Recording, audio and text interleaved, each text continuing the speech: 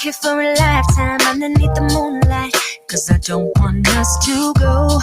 No, I don't want us to go home. Yeah, you could be my lifeline, you could be my sunshine, in a world so full of pain. Can you make it go away? It used to be so sad that love was lost, but now it's here to stay. Yeah, I used to be uncomfortable, but look at me today. Never thought I'd find someone like you, someone to show the way. But now I know you're the answer to my prayer. You and me must be right. Something's in the air, I can feel it now. You and me must do something right. We can't get enough of us. You and me every night, aiming for the stars with the love so bright. You and me must do something right. Baby, I believe in us.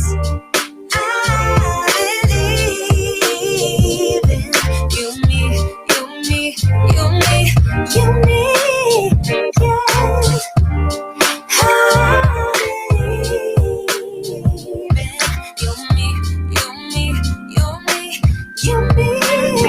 Yeah. Sorry for the burden, sorry I was hurting, but my scars are almost healed. Yeah, my scars are almost healed. Yeah, I'm feeling like a child now, everything's alright now, and it's all because of you. You made the flower in me bloom.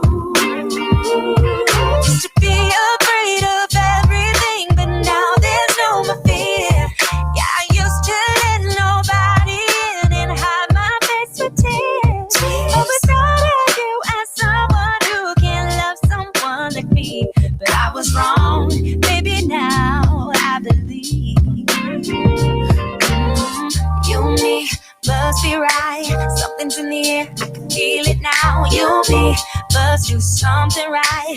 We can't get enough of us. You and me every night, aiming for the stars with the love so bright. You and me must do something right. Baby, I believe in us. I believe in you and me, you and me, you and me. Nathan Ivey Show is supported by listeners. Go to www.patreon.com/Nathan Ivey Show and help Nathan keep the show independent.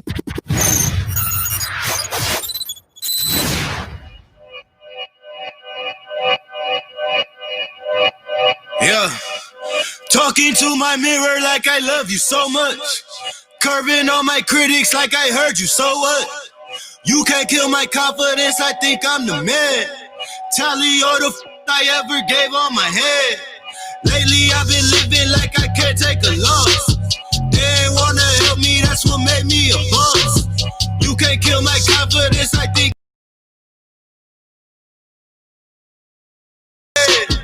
Back again like flu season. I broke records while loose leafing. I'm coming down my roof, leaving. Don't give a fuck, I don't care.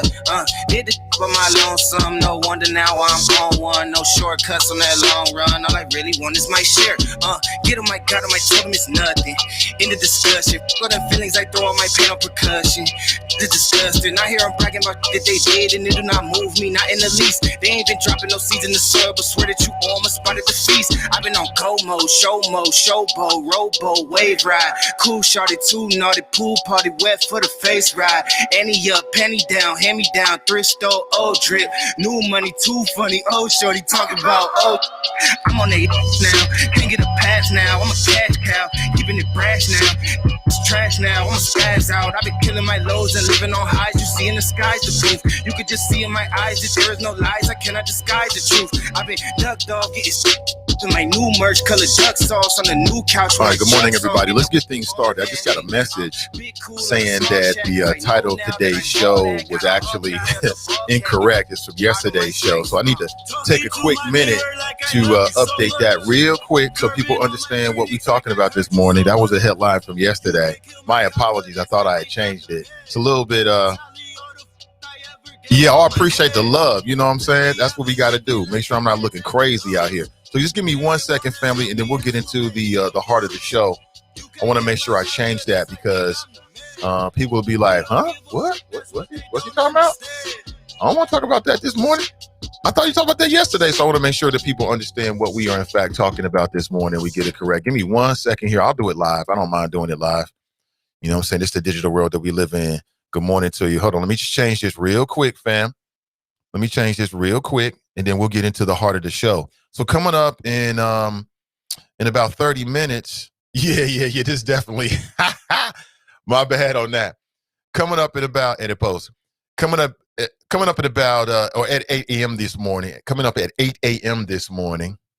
We are scheduled to speak with Pam Bowers. Now, Pam Bowers is a member of the Cincinnati School Board, and we'll be talking about blended learning. Hold on, let me make sure we're looking right. Yes. Thank you.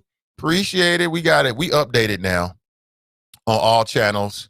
I believe we are looking good. Hopefully that will change for all the people that see it in the near future, because I don't want that to remain up there. Good morning to you. 513-873-7134. Yeah. We got it right. Yeah. So hopefully it'll change for people that come into the stream. Moving forward. Hold on 1 second. Let me just double check. Okay, great. I think we're looking good. For some folks, it's going to remain, but for anybody coming to the stream moving forward, then they'll see the updated and correct title. So today's title of the show should be CPS board member Pam Bowers talks blended learning. Pam Bowers, nice enough to come in and share some thoughts. You know, there's a lot of question marks. I have a lot of questions about CPS's decision. And as I said, you know, I'm sure there's a plausible, reasonable answer. I just want to hear it. We need to know. And also what to expect moving into the future. So we'll talk about that. Thank you so much, Ash. I appreciate it. 513-873-7134. I got that organic turmeric green tea popping off. You know what I'm saying? Got the Habu look branded. Check it out. All black artistry. You know what I'm saying? Looking dope.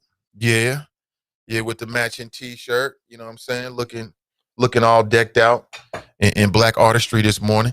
513-873-7134. So now you've got the number. How have you been the last 24 hours? What's happened? What did I miss? What would you like to discuss this morning? Now, it's a Friday, so I always come prepared. But typically on Fridays, I'll open and show up a bit more, and we'll talk about maybe a wider range of things. You can always feel free to chime in and share your thoughts about what's in your world, right? What's on your radar screen, what you think is important. But of course, I always come prepared to rock and do my thing. Let me give you a heads up. I've got to leave the show about 10 minutes earlier. I've got an appointment 10:30-ish this morning. I want to make sure I'm there as soon as possible. So again, for folks who checked out the stream yesterday, I gave you a heads up on that. So I will be leaving the show, let's say 1:45, just to make sure I got enough time. And then, of course, I'll be back with you on Monday. Unless something happens over the weekend, I just got to go live, right? We got to go live. Let me put the word out again. If you are a creator or a creative person, maybe we can work together. If you are interested in doing a podcast or a live stream show, maybe we can rock together. Maybe we can do something that's mutually beneficial.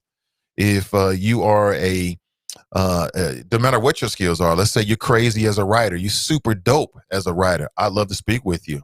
Let's say that you are a graphic artist, or you are an audio engineer, or you are a videographer, or you do video editing. I'd love to speak with you. Let's say you're a journalist, or you've always thought about doing journalism. Maybe we can work together. I've got some creative ideas that maybe you'll be interested in. Hit me with a DM. I'll respond today and set up a time for us to connect. If you're an entrepreneur and you're looking for creative ways to connect with customers or to connect with an audience, I got a couple of ideas. I'll shoot them past you. Maybe it's something you're interested in. Maybe we can rock together, again, in a way that's mutually beneficial.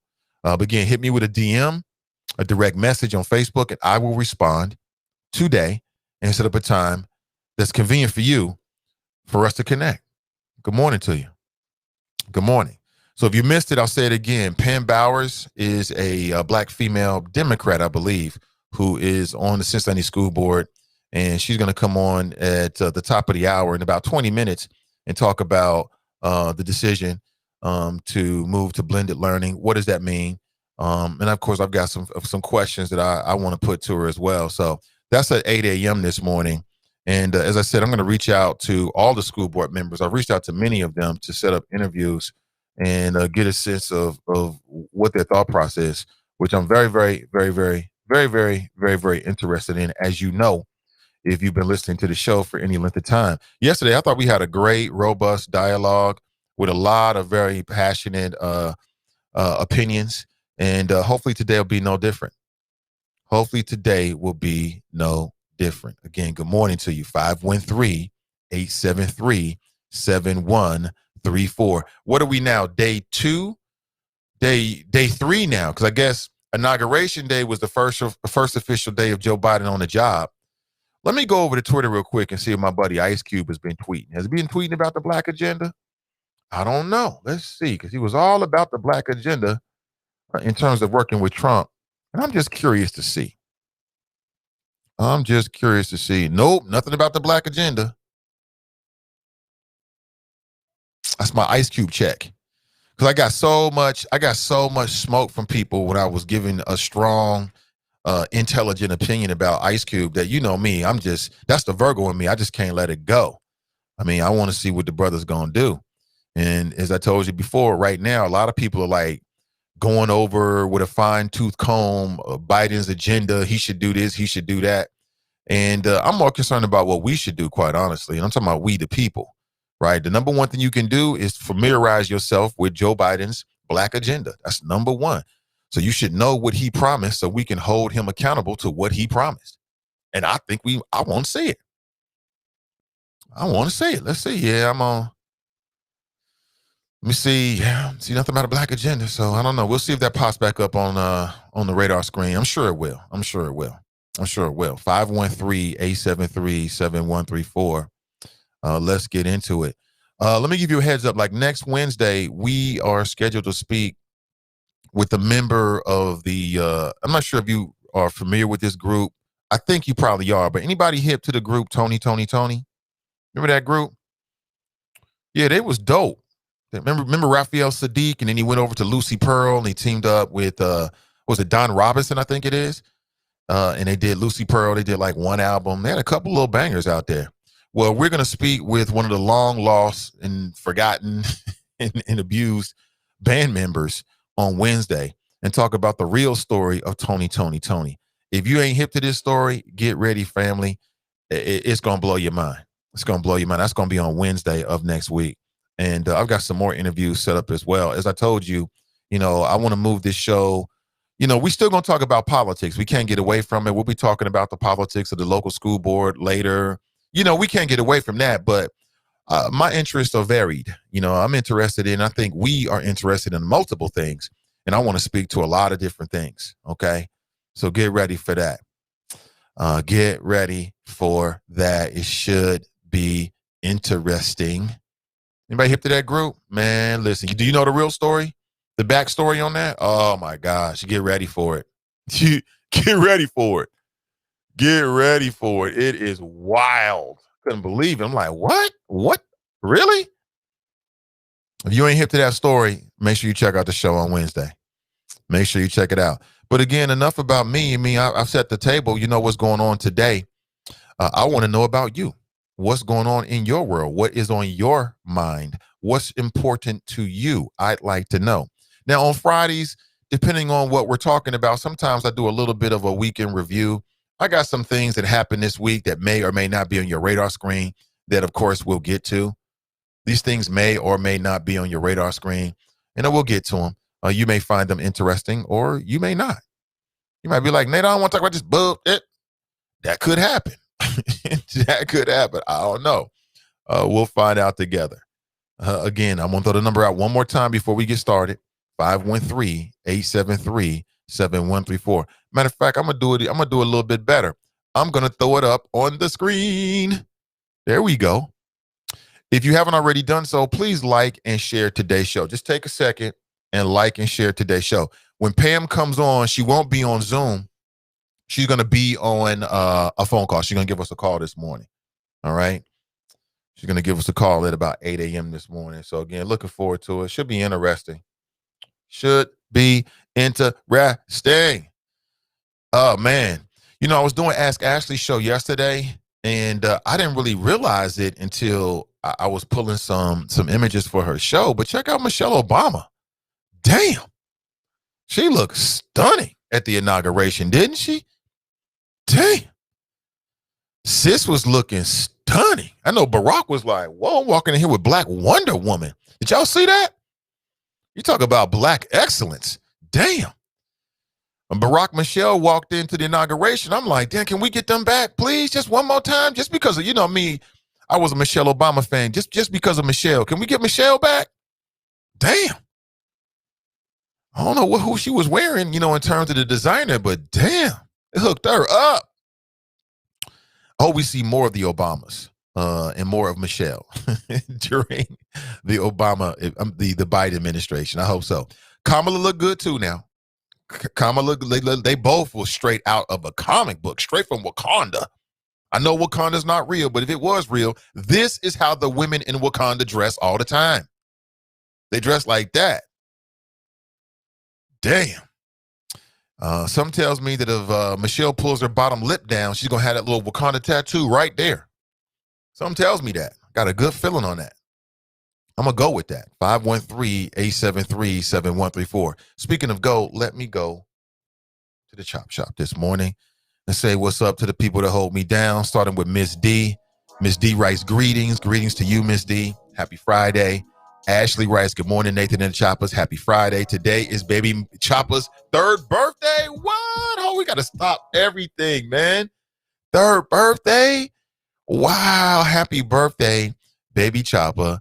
I know that you guys are super proud and happy parents. I wish nothing but the best, nothing but positive vibes to you and your family, Ashley. That is great, great, great news. Third birthday? Man, I remember 3. Man, the babies are so sweet at 3. Them children are so sweet. 3 years old. Let me think about it. 'Cause my son is 6, and it's funny how the human brain works as a parent. Like, when you get a teenager, if you don't have other kids, you completely forget what it was like to have, like, little kids. You completely forget. And I can imagine that when you become an empty nester, if you don't have, like, children, and maybe if you don't have grandchildren, you completely forget the whole child rearing, growing up process on some levels, right? It's like the human brain tricks the hell out of you. It tricks you. You totally forget. When I look at my daughter now, 15 going on 16, like, well, see, it's different because I got a 6-year-old, so I can't forget because he's right there, almost like 9.5 years behind her. But man, that is a beautiful time. Third birthday? She is nothing but sunshine in the house. I already know. That is beautiful. Ray writes here. Pamela writes, good morning, Nate and the Choppers. Sharp writes, TGIF, Nate and the Choppers. Good morning to you, Sharp. Hold on, I had some music popping. Let's get it back. Matter of fact, we can go with that. Ashley writes, I love Tony. Well, make sure you tune in on Wednesday, Ashley. You're gonna learn some new things about Tony. If you don't know the story, it might blow your brain. You're gonna be like, what? Trust me. Cassandra's in the house. She writes, hey, Choppers. Happy Friday. Good to see you, Cassandra. As always, getting ready for those Melanin Insights. Brand new podcast coming with CDM, Melanin Insights. Very excited about it. Pamela writes, happy birthday, baby Chopper. Oh, you know it. Brenda writes, happy Friday. Tracy writes, hi. Hope you're doing well, Tracy. Ashley writes, she was absolutely stunning. Hashtag Black Magic. Oh, you talking about sis right here? Oh my gosh, she was off the chain stunning. I'm like, damn. I mean, damn, Barack did good. She making Barack look good. Oh, as most women do their significant others. Most women do make their significant others look better. It is what it is. 513-873-7134. If you'd like to share your thoughts this morning, I would love to hear them. Now, before we get too deep into the show, we do have to take a quick break and a word from our sponsor. Let me ask you a question before we get into it. Before we play the sponsorship ad. Just a simple question I want you to think about. Are you looking for a dream home? Are you in the market for a dream home? If so, well, I want to introduce you to the Wellborn Experience. Check them out. It's that Wellborn Experience. It's that Wellborn Experience. The Wellborn Experience. Experience. Experience. It's that Wellborn Experience. Yeah, the Wellborn Experience. Yeah, that Wellborn Experience. Experience. Tell us what you need. That's the question we start with. We specialize selling condos, houses, apartments. Make sure that you happy with your residence. Keep it real, no filter. Oh, it's the realtor from the nattiest heaven sent. It's the Wellborn Experience. Ain't nothing like it. Every time he talk to his client, he's so excited just knowing he able to put them in a place to lay their head, not focusing on his profits, but on the client instead. Right. He keeps it so professional, and from his conversation, you can tell he studies before sharing information. Educated, motivated, ain't nobody better. Who's willing to walk you through every step to relieve the pressure? Yeah, and just so you know it's real, you get a special personalized rug once he closes the deal. So go and call him up so he can get you live. 513-252-1055. Again, that's 513-252-1055. And if you're looking for a dream home, Otis Wellborn can help you. He can help you find your dream home this morning. There's actually a link in today's description directly to this website, thewellbornexperience.com. Okay? And when you give him a call, make sure you tell him you heard about the Nathan Ivey Show. That's so important. Again, I know there's a lot of people that support this mission. They support me. A great way of supporting me is supporting our sponsors. It's a great way of doing it. But back to the choppers. Let's get back to the choppers. Now, where was I? Ashley writes, Ray writes, Happy Earth Day. Tracy writes, I remember Chase being 3 like it was yesterday. He's damn near 20. Oh, do you? It's been my experience that you kind of forget those early years as your kids get older, right? Like, really? You were really this young?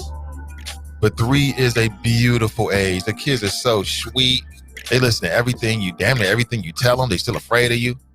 You know what I'm saying? They just, all they do is want to just be sweet and play and eat.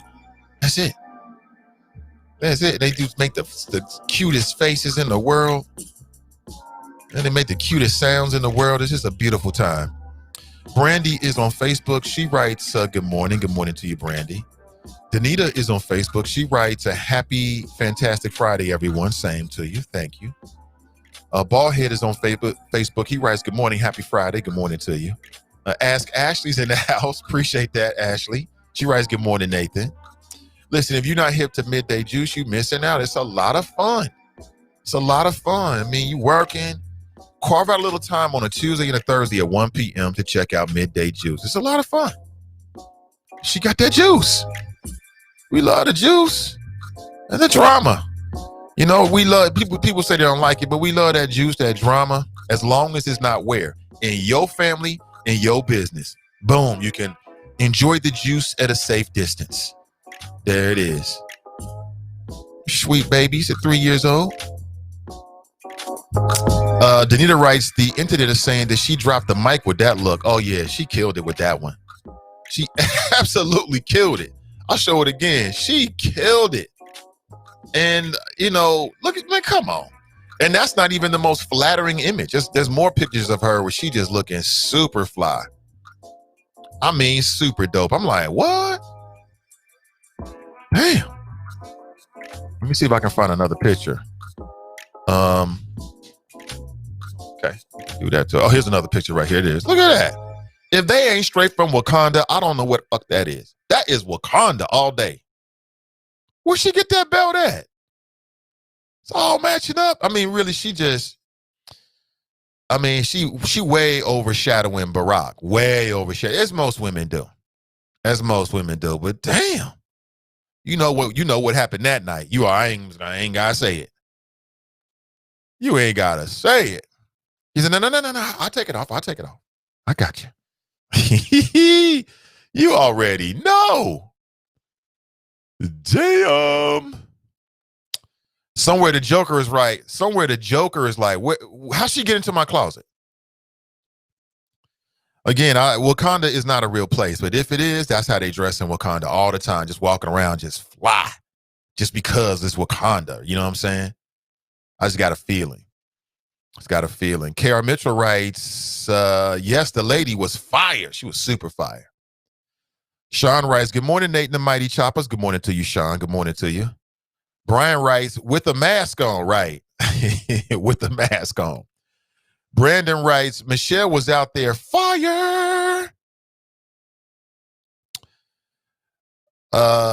Christian writes, I like that star map you got up behind you, bro. Oh, thank you. I'm shooting for the stars. I figured the background should reflect it, right? The background should reflect it. Now, coming up at 8 a.m. this morning, we're scheduled to call from Pam Bowers. I appreciate her time. Like, these people don't have to come on this show. They don't have to go on any show, so I appreciate it. And she's a current member of the Cincinnati School Board, and we're going to talk about the plan to move to blended learning. I've got someone on the line right now. Let's see who it is. Good morning. Welcome to the show. Good morning, Nathan. Actually, this is Pamela Bowers. Hey, what's up, Pamela? How you doing? I'm doing well. How are you this morning? I cannot complain, and I appreciate your time. I cannot complain this morning. How is everything? It's been a minute since we spoke. It has been. It's been I almost said over a year. Yeah, it has been. It has been. Yeah. I do tune into your show a lot through the week, though. Okay, great. Your show regularly. You already know I'm heated. I'm disgusted, as one of my listeners says. I'm heated about it. I know. Okay, so I want to make sure I had that I got your caption up. I think we good. Yeah, we good. Well, no, we're not good. I'm going to give you a new caption, too, because I don't like that picture, Nathan. You don't like that picture? Okay. No, I'm going to get you a new one. Okay, we can do that. I ran with it last time. I didn't hear anything, so I figured we was okay. We good now. We got Pamela Bowers, everybody. She is a CPS board member. She's with us. Hey, Pam, how much time do you have this morning? I got about 15 minutes. Got about 15 minutes. Okay, that gives me a direction there. So let's just jump straight into it. So we now know that CPS has made a decision to move back to a blended learning schedule starting on February 1st. There's been a lot of conversation from parents about, what's been happening during COVID. I'm curious, what has your COVID personal experience been like? Has COVID touched your family at all? Oh, yes. It's touched all. I'm a family of 4 as far as my internal family, my household. And COVID has touched everyone but myself. So COVID went through your family in the household? Yeah. Yes, but not necessarily everybody in the household at the same time when they had it. Everybody but you? For instance, everybody but me. I have 2 children that are away in college, and one had it in September when they were in college. Away from us, away from family. Yeah.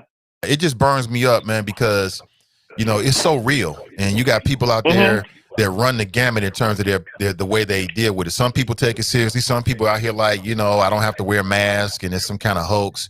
But I know more and more people, even members of the audience. I got a member of the audience right now that's dealing with COVID.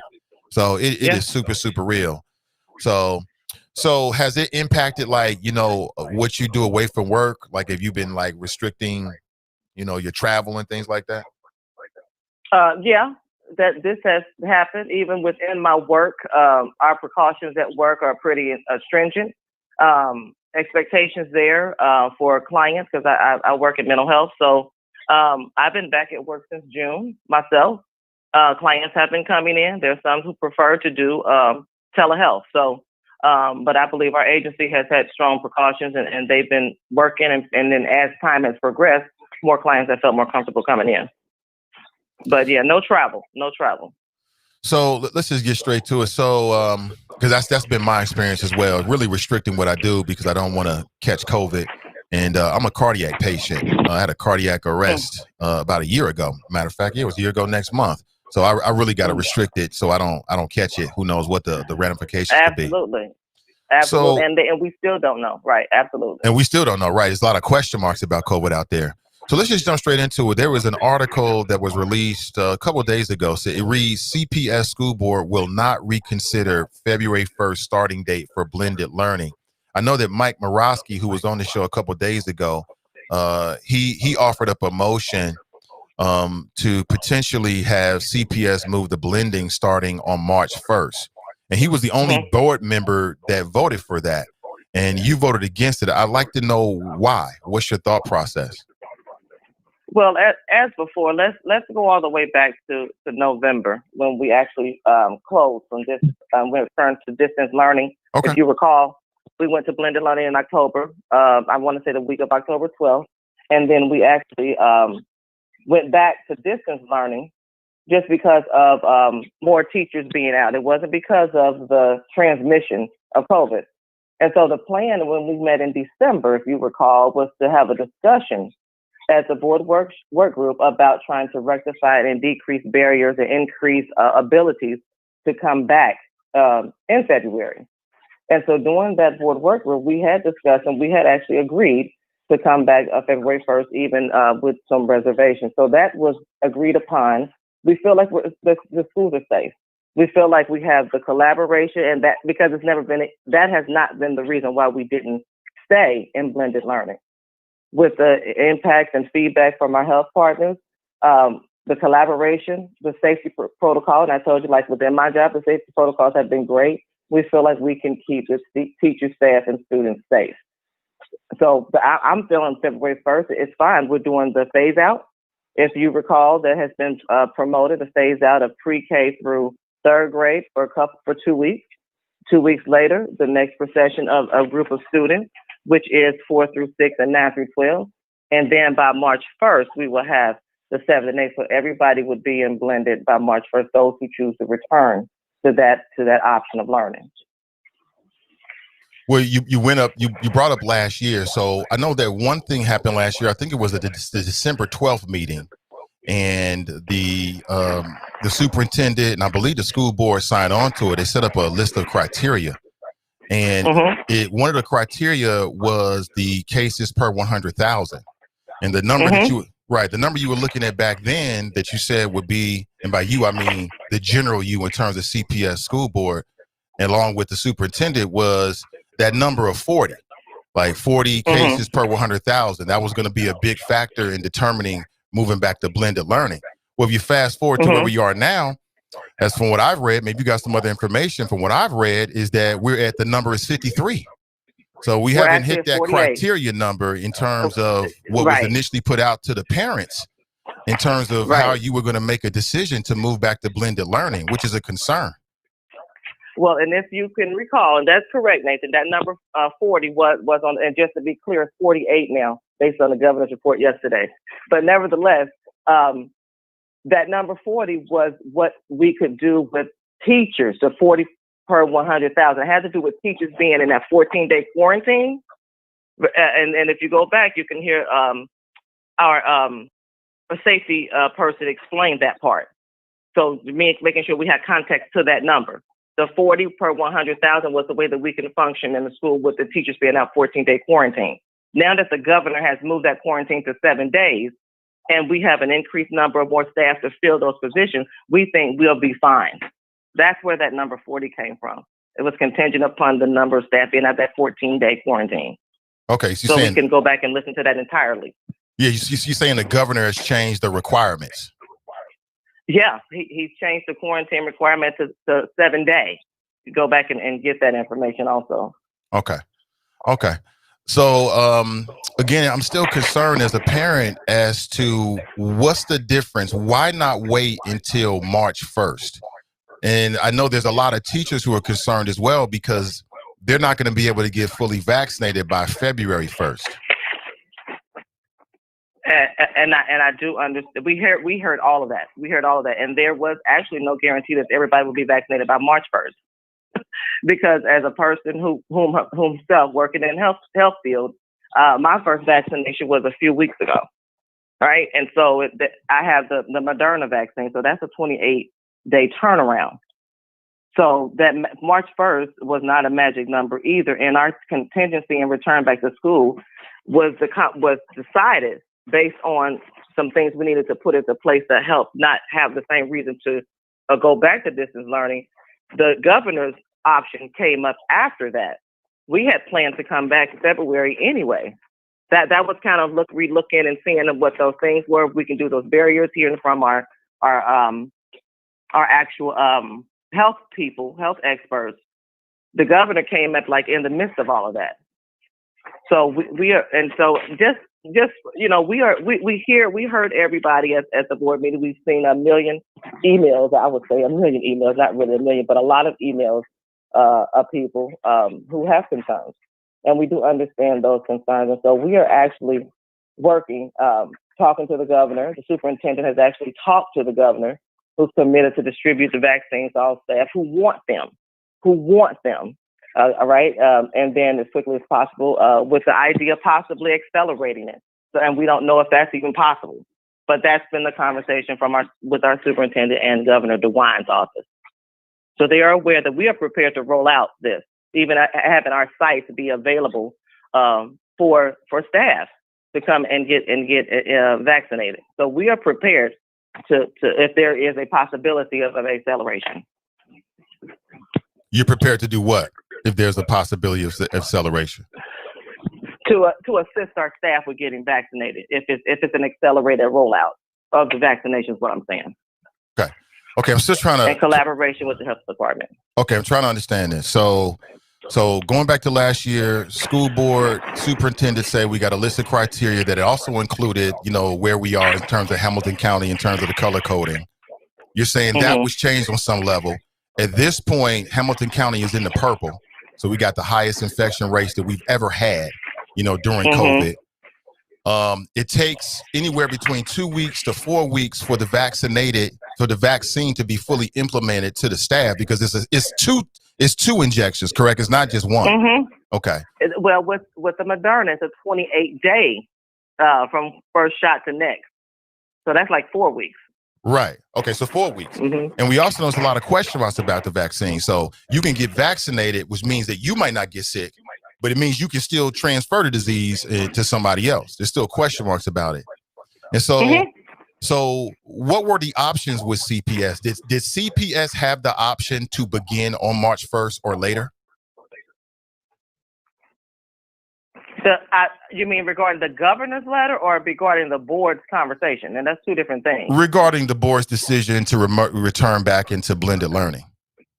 If you go back to the December meeting, the conversation was we would get data from our health experts from the health department, Cincinnati Children's Hospital, and on the 16th at our work group. Based on that data and based on that information, we were going to make a decision to return to school. That was outside of the governor's letter, right? Which was a March 1st date. Right, I understand. That was kind of like two different things going on at one time. No, I get it. Yeah, that's why I'm asking. I'm saying from the board standpoint, was there an option to begin blended learning on March 1st or later? Based on our discussion at the board 16th meeting, which is what we said in December, when we would review the data, it was a discussion of when we were to return. And we talked about February 1st. March 1st was from the governor. So our discussion was around us returning in general. Right. So that means there was an option. So if CPS decided to do it, if you are guys that got together as a board and decided, you know what, we're going to start blending learning on March 1st, that was an option. Is that correct? If there was a discussion about that, but it was recommended. We discussed and it was recommended by the superintendent. We're ready on February 1st. We have things into place ready for February the 1st. Right.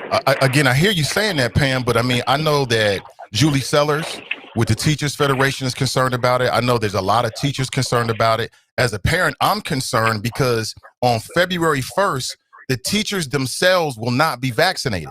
So that's what I'm trying to get back to, why the decision was made for February 1st and not March 1st, because that's 4 weeks. That's 28 days. So at the very least, the frontline workers in the school, the teachers, administrators, all the people that's lined up to get the vaccination, at least they would have some level of protection.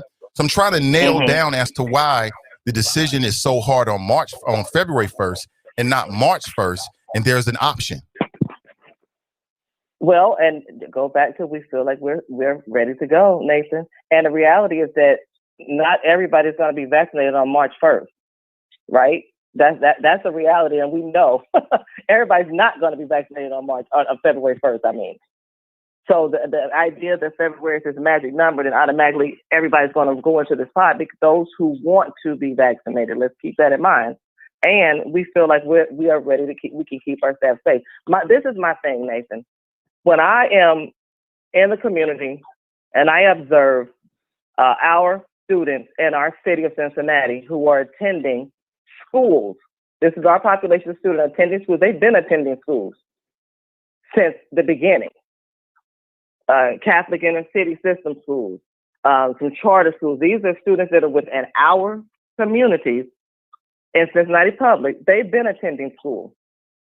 And so I am very concerned when I'm working with the population of students that I work with who are not getting the service, not because the teachers are not trained, it's because of the barrier with remote learning. I'm concerned about our barriers of education with our brown and our Black children. And I know that we're going to.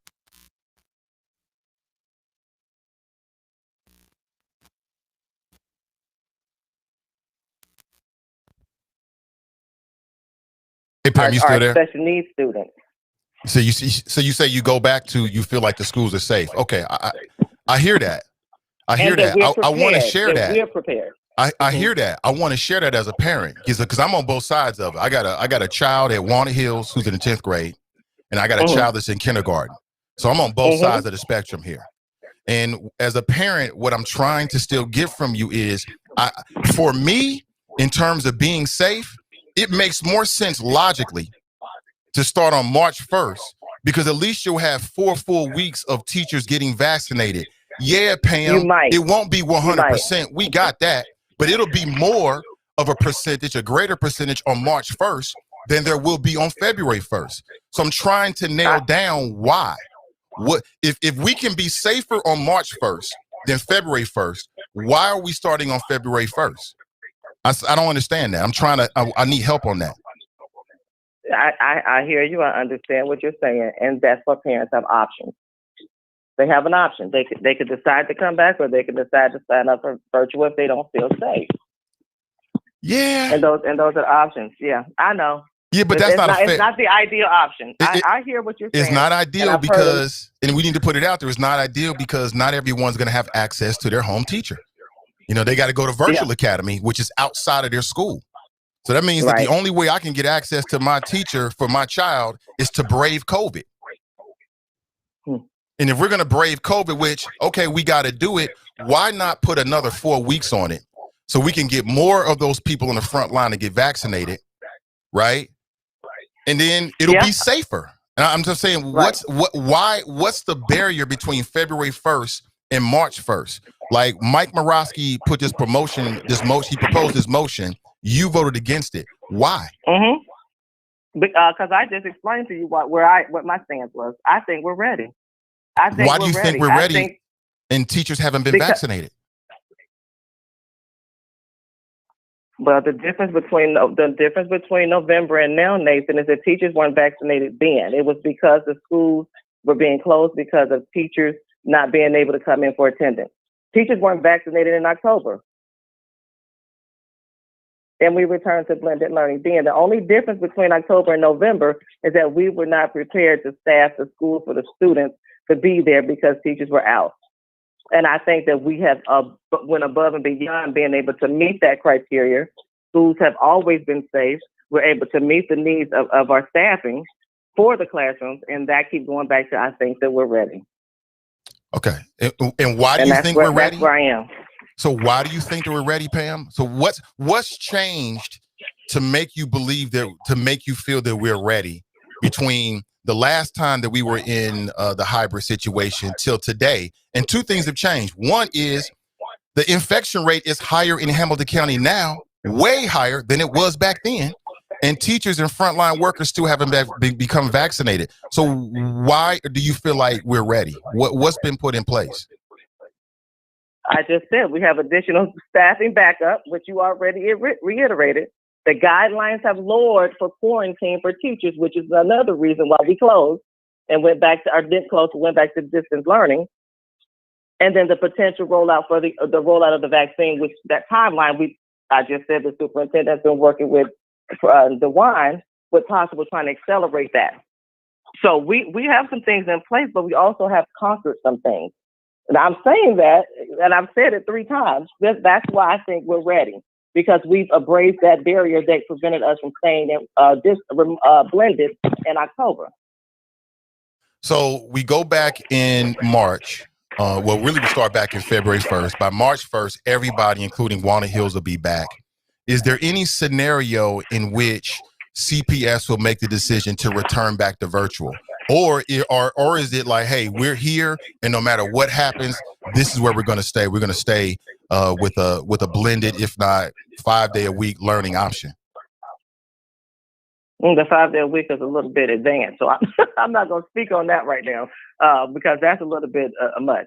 But nevertheless, what we've done and what we did when we went back to blended is that we monitor things that go on in each school building, each class, the contact tracing. We have all of these things set in place. So, I mean, I won't say that we won't. The school here or classroom may need to quarantine for 7 days or what have you. We look at individual case by case things within the district with all of the large 67 schools that we have.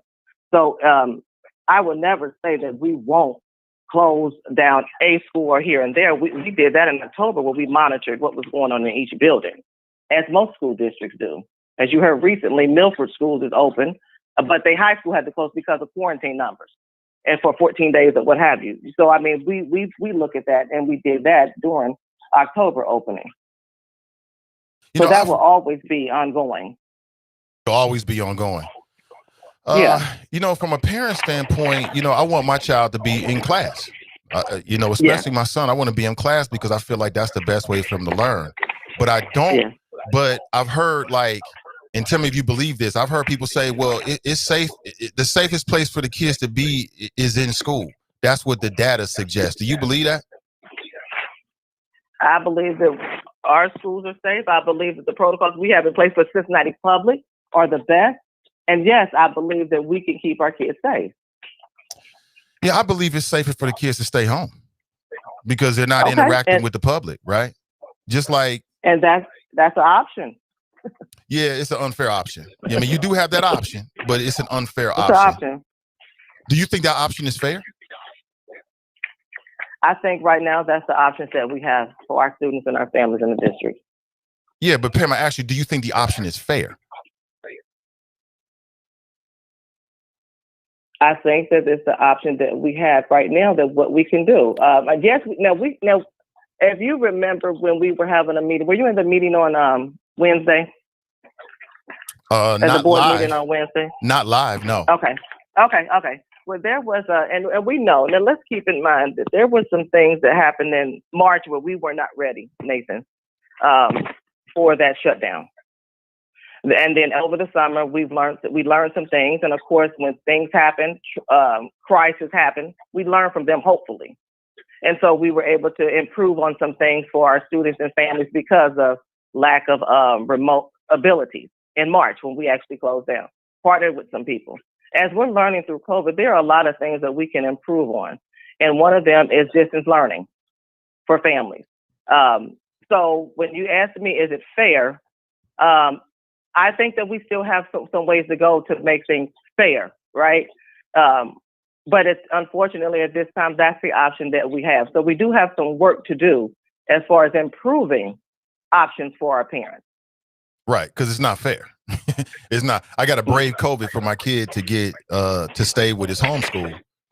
Yeah. And, everybody's, I got a cardiac condition. There's a lot of people that have underlying health reasons. So, and you expose teachers as well. So that's quite interesting, in my opinion. And we tried to, I think there was a request before the October distance learning. There was a request. We tried to do remote from current school, if you recall that conversation.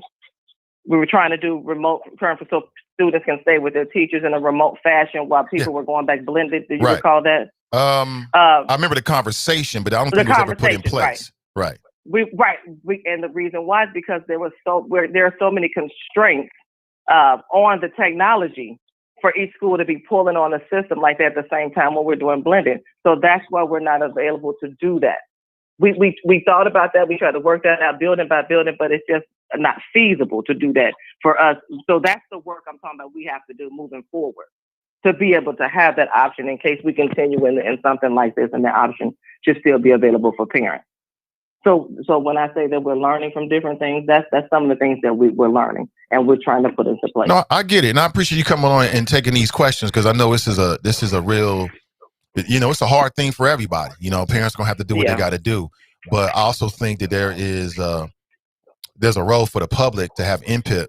And a lot of people, tell me if this is true or not, and keep it real. Here's the other thing. I got two big issues with CPS. One, you set up this criteria, and by you, I mean the general you, not you personally, Pam, but the general you, the board, the superintendent. I want to make sure you understand where I'm coming from. But so you set up these criteria. It seems like you just bulldoze through the criteria, or they get changed to fit the outcome that you want to see. And then my other question is, in your mind, in your personal, capacity, was there ever an option to remain virtual for the entirety of the school year? Let everything clear away and then come back next year? There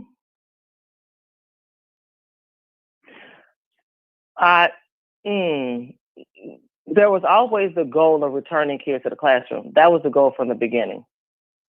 So when we discussed when we started virtual, because we were going to start blended in September, then we pushed that to October. The goal has always been to return the kids to the classroom before this school year is up. That's always been the plan. Yeah, because I'm looking at what we got 4 months left of the school year. We've been in virtual for a month and a half now, 2 months, somewhere around there, 2.5 months. Part of me is like, it's hard. Don't get me wrong. It's a struggle. It's a challenge. Juggling a young child, a young student, and basically you got to become the teacher, at home. Well, especially a struggle when you have support, when you have the support at home, right? Especially when you have the support at home. You guys are managing, it sounds like, you and Mrs. Ivey. And sometimes that's a barrier for a lot of our families, is that support that you guys provide. And we recognize that also.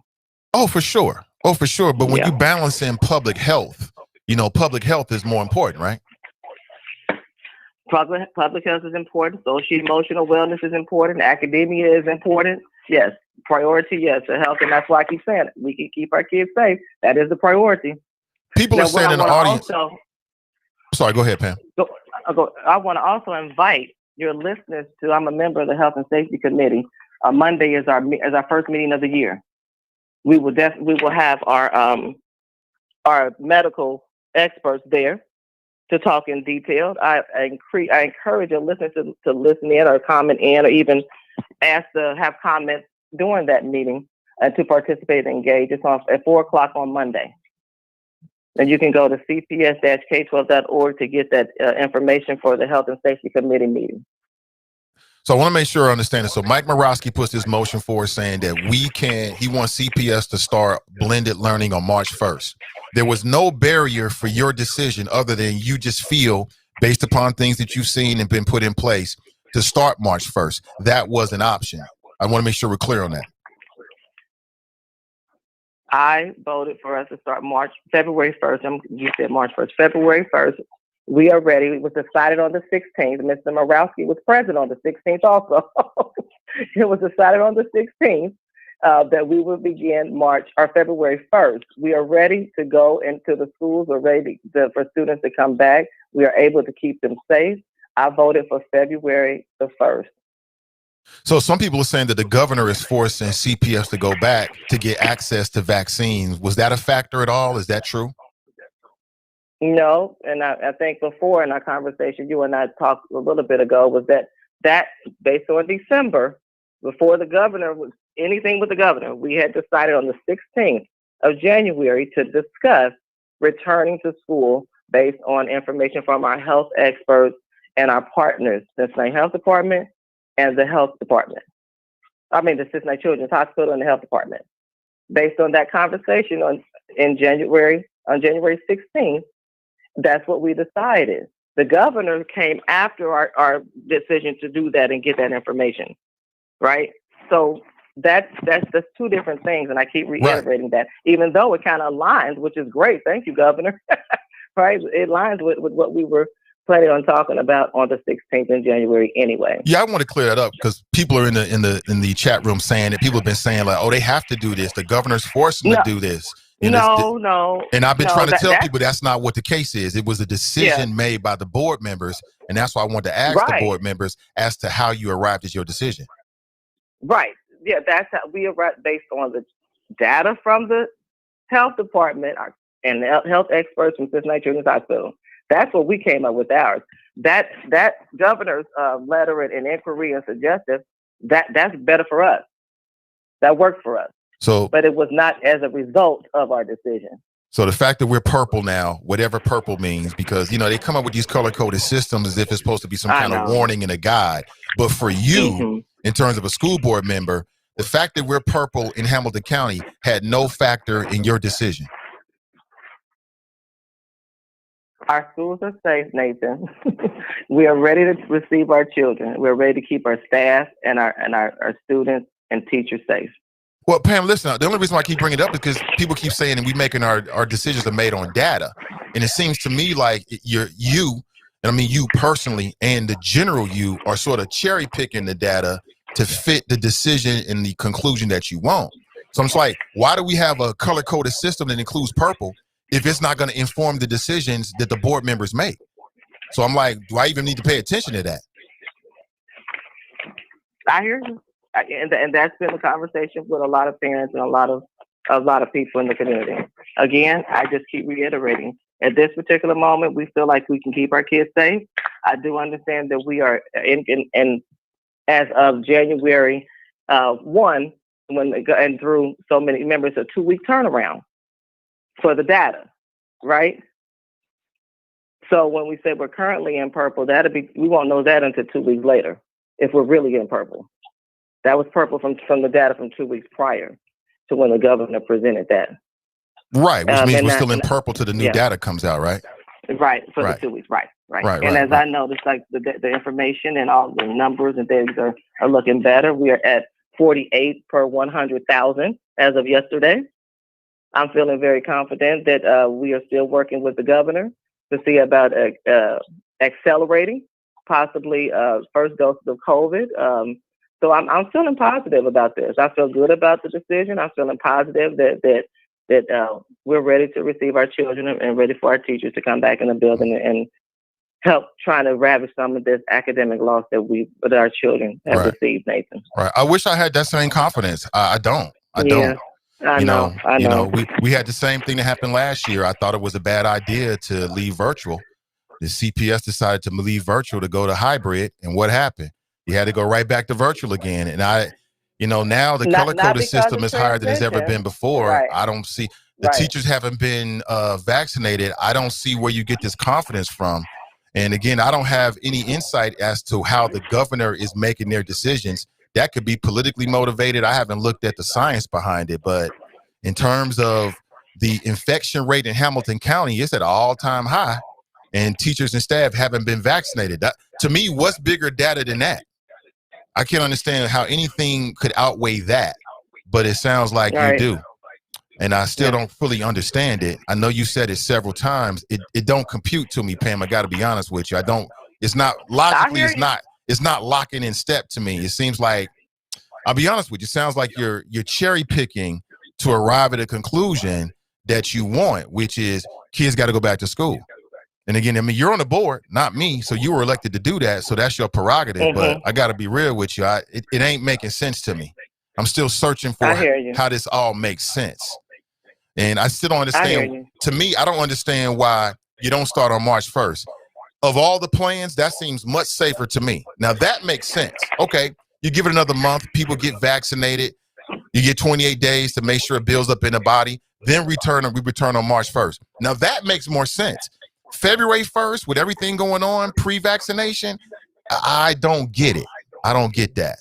And we still don't know a lot about COVID-19. Let's not act like we got this thing all mapped out. There's a lot we don't know. So you're absolutely right. We don't know hardly half, not even a quarter of what's going on with COVID-19. You're right.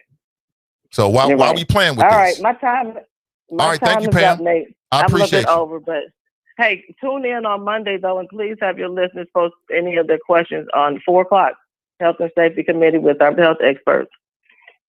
All right. Thank you so much. That's Pam Bowers. All right. She is a good sport because she ain't have to do that. She ain't have to come in here and take questions from me and, you know what I mean? And, you know, I appreciate her, but she is an elected official.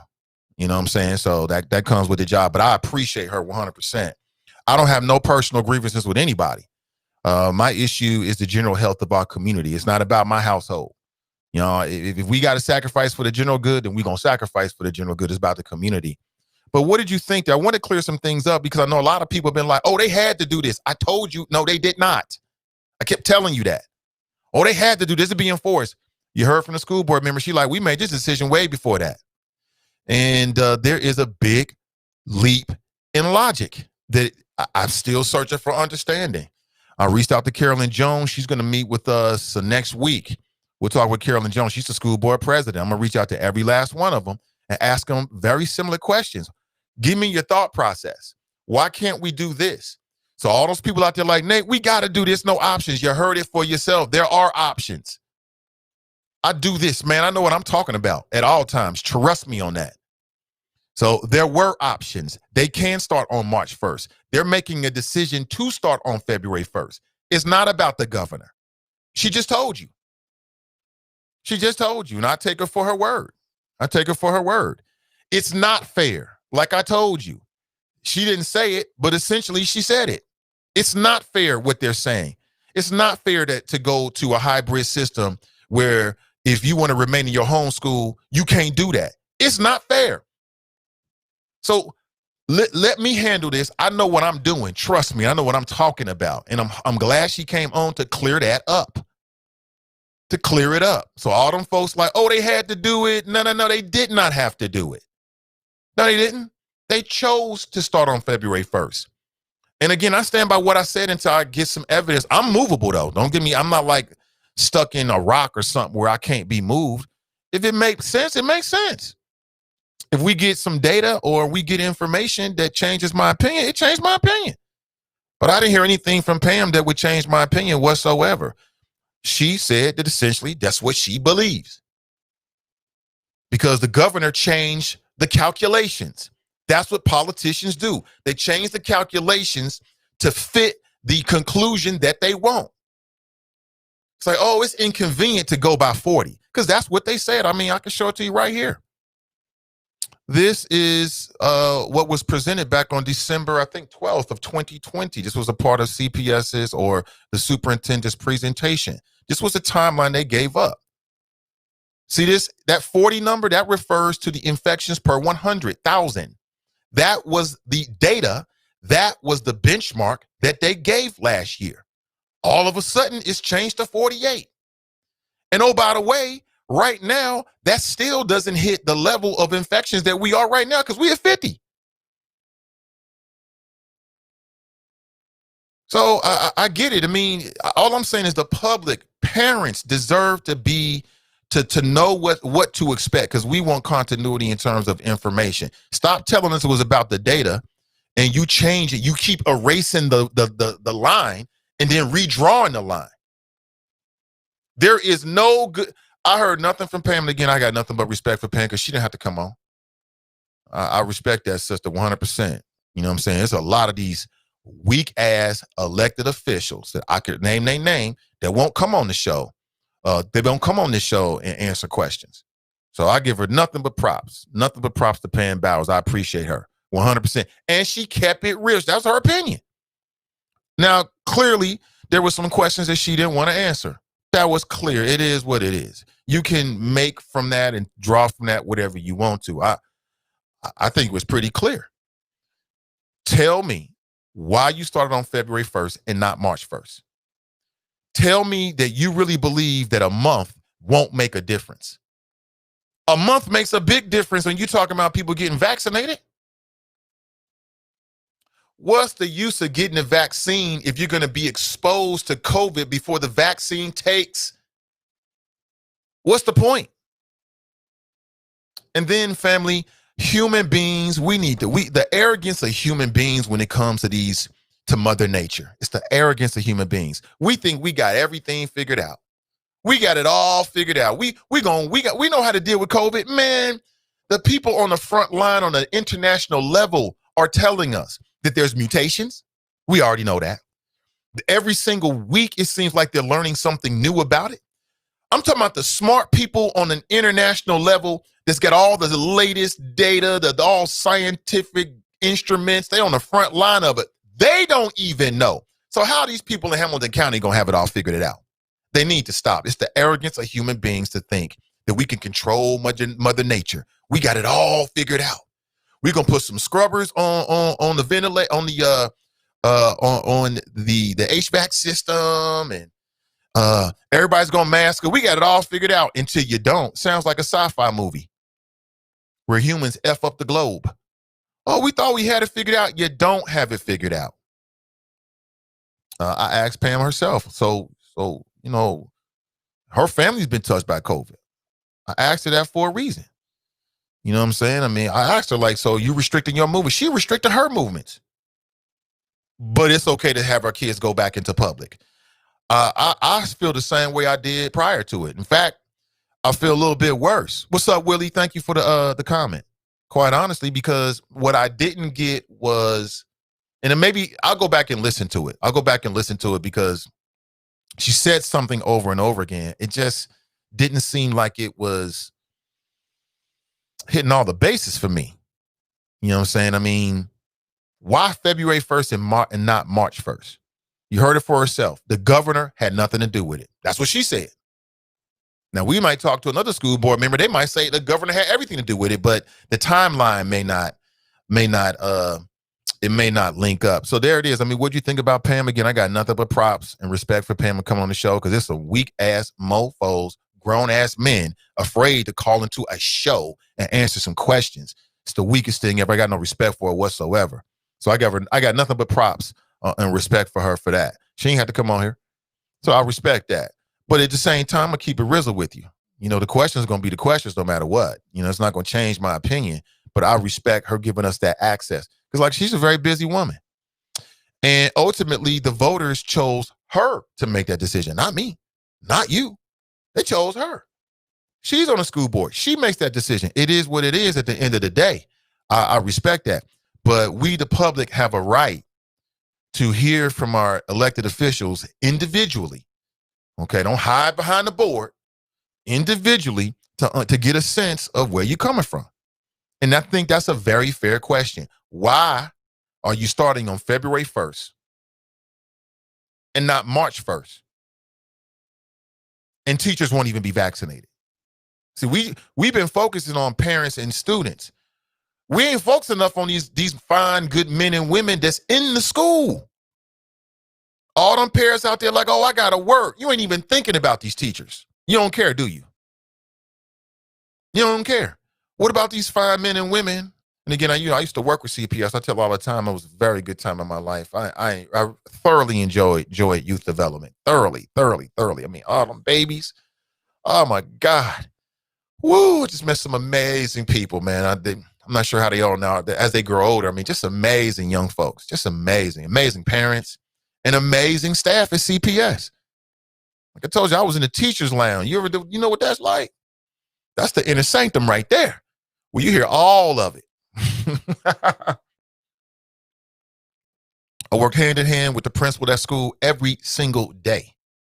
Every single day. Work hand in hand, side by side with these good men and women. A lot of good people. And they deserve to be protected. They deserve to be protected. So all them parents out there, I gotta work. Okay. Like I said before, those are your children. You decide to have them. Make it happen, Captain. Same thing with us. CPS make their decision. We're going to have to make it happen, Captain. Ain't no difference. It go around for everybody. It is what it is, but what did you think? I'm not the kind of person to not take, I told you so, I told you so. Oh, the governor's forced them to do it.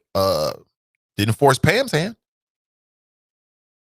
She believes that because the governor changed the calculations, and again, politicians do that all the time to benefit themselves. We're going to change the calculation to arrive at the conclusion that we want. And what we want is for the kids to go back because the prior calculations aren't convenient anymore. Before, it was 6 feet apart. Now it's 3 feet apart. But if that's the case, Governor, then why we still got a curfew?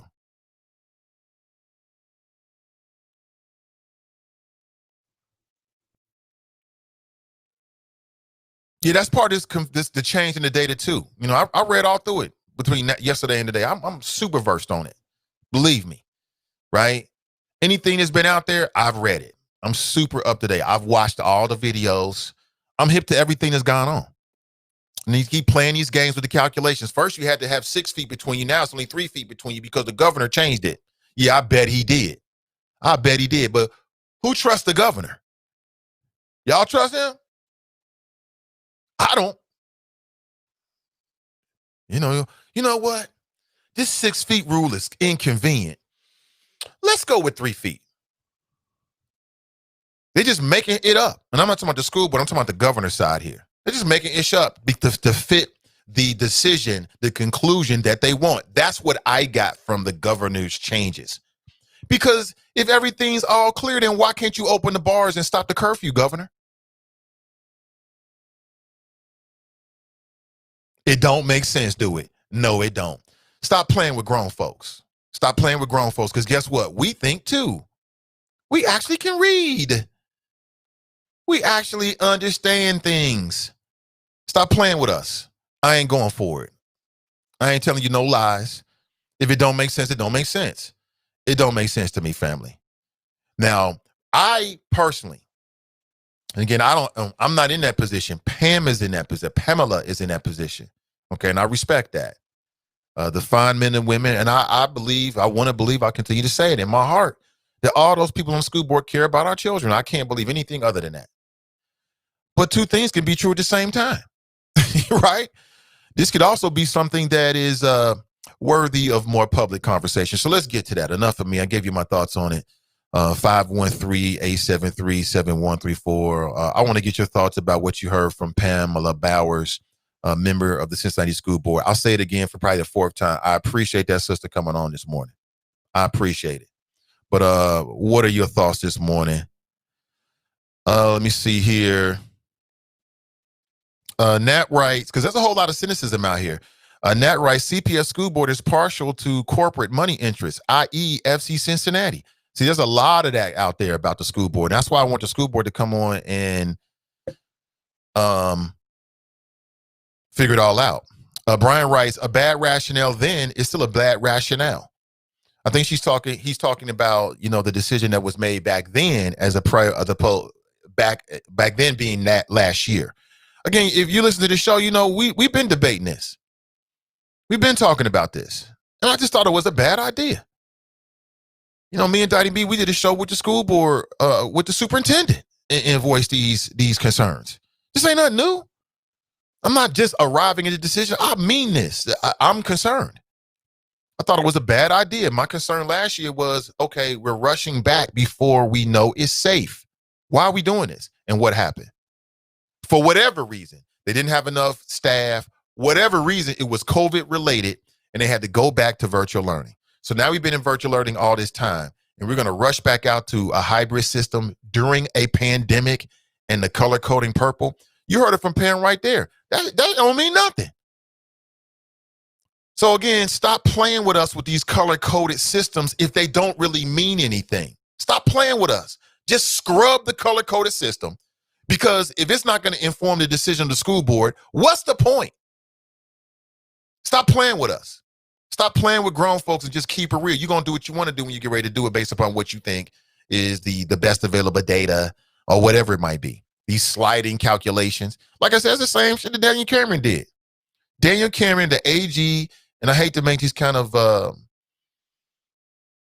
these kind of comparisons, but, when the shoe fits, wear it. Daniel Cameron he had credible information that the police officers did not identify themselves when they knocked on Breonna Taylor's door. He had way more eyewitness testimony that they did not identify themselves, okay? In fact, initially, there were no eyewitnesses in that case that came forward and said that the police identified themselves. Apparently, I believe somebody put the pressure on an individual, and after 3 months, one person came forward and said, oh yeah, identified himself. And Daniel Cameron got in front of the world and said, well, we had eyewitness testimony, you damn liar. So he cherry picked the information that he wanted to arrive at the conclusion that he wanted. And I'll be honest with you, I feel like I'm hearing some of the same from Pamela. I respect that, sister, but I feel that way. Now, maybe I'm wrong. I'm always open to be corrected by my people. Always. You know, we might talk with another school board member and they might drop some dimes like, oh, okay, it makes sense. And I'll say that. And if it don't make sense, then I'll say that as well. But what are your thoughts? Good morning. Welcome to the show. Good morning, Nathan. How you doing this morning? I'm doing great. I'm doing great. Who am I speaking with? Mike. Hey, what's up, Mike? Welcome back, man. Good morning to you. Hey, how you doing? It sounded like the conversation was kind of circular, and she didn't want to really give you an answer, man. It was just, there's no answers to it. Why the decision made other than it's safe. You also didn't ask her about Zooming the classrooms. That was on my list. Why they can't Zoom the classroom. I don't know. I mean, I felt that, you know, when you deal with government, they give you non-answers. I feel she's under pressure from the parents because everybody wants to go to work, though. Could be. I don't know. It sounds like you need to get the superintendent on and really find out some answers. I will do just that. I'll reach out. I'll tell you what happens. Good man. I mean, next time you get one of them on, just like hit them harder, man, because I don't know. You just got a lot of non-answers. It was back and forth, circular, public health. So that's all I got for you, man. Okay, that's all I need, Mike. Thank you for the call. Yeah. I mean, I ask the questions and we glean what we can from the answers. If it was a non-answer, then what does that mean to you? If that's how you feel about it. If it was a circular answer, then what does that mean to you? What does that mean to you? I mean, you draw your own conclusions from it. You know, I ask the questions. I can't force an answer. Now, you know me, I'm all about the follow-up. If it don't make sense, I don't really understand. I have no problem telling somebody that and reiterating a question, which I did. It is what it is. I see Donnie B writes, your teachers and staff are suing you. I've heard that. I've heard that's a possibility. Deborah Nesbitt writes, they just need to admit they don't care about who lives or dies. Yeah, that's a tough one to admit right there. I don't see Pam admitting that. There were some places she just didn't want to go. Sheila writes, Pam Bowers, please tell the truth. Don't be scared. Again, I'm going to listen to this and adapt. My strategies as I move forward, where necessary with school board members and or the superintendent will speak with in the near future. And that's what you do. But again, when you ask a question, you're going to get a response. You're going to get an answer or you're going to get a non-answer. And no matter what it is, smart, intelligent people can glean from that, you know. But I do want to be fair at the same time. I want to be fair to these folks that come on for a couple of reasons. Number one, that's just my style. You know what I'm saying? I want to make sure that I'm asking questions that are fair to the context and the scenario that fits it. But then number two, I want to make sure that we get to the choppers. You know, we get to what needs to be talked about. Freday writes, OMG, is she serious? Donnie writes, period. Again, the questions, the comments are coming in so fast that I'm missing some. Mika Terry, who I believe is running for city council. Mika, we got to catch up. We are back in school because the rich white parents in Hyde Park did not want to be at home with their children anymore because they don't know how to do their kids' work. Dumb rich folks all over the place calling the shots. We are back in school. We are back in school. Look at where we picked this up. We are back in school because of white parents not wanting to spend that much time with their kids. Bottom line, everything is being taught. Damn, the comments are coming in so fast, I can't even get that whole question out or comment out before it went away. Somebody was on a roll. Mika, we got to talk. Damn. CPS school board is partial. I think I read that already. Shelly writes, she is a wolf in sheep's clothing. again, I'm not going to get ad hominem. I'm not going to get personal. I keep it. This ain't personal for me. I'm going to keep it on the issues. You do you. It's the internet. It's the nature of the game. It's all good. It's all gravy. But for me, it's not personal. That's why I wanted to be sure that, like, I'm talking about you personally, then I'll make sure you understand that. And when I say you in general, I want to make sure you understand where I'm coming from. I don't have a problem being direct with it at all when it's necessary, but there's no need to get ad hominem, in my opinion. I'm not trying to assault that woman's character or say something personal about it. It's not me. It's unnecessary. Sheila writes, she needs to resign from the school board. Damn. Donnie writes, vote them out. You know, you already know, Donnie. You know, we didn't have many conversations about this. You already know. I'm in favor of block. I've heard you talk about that. I'm in favor of a block slate of candidates that would constitute a majority. You know, I would be interested in something like that in terms of my own personal interest in terms of running for office.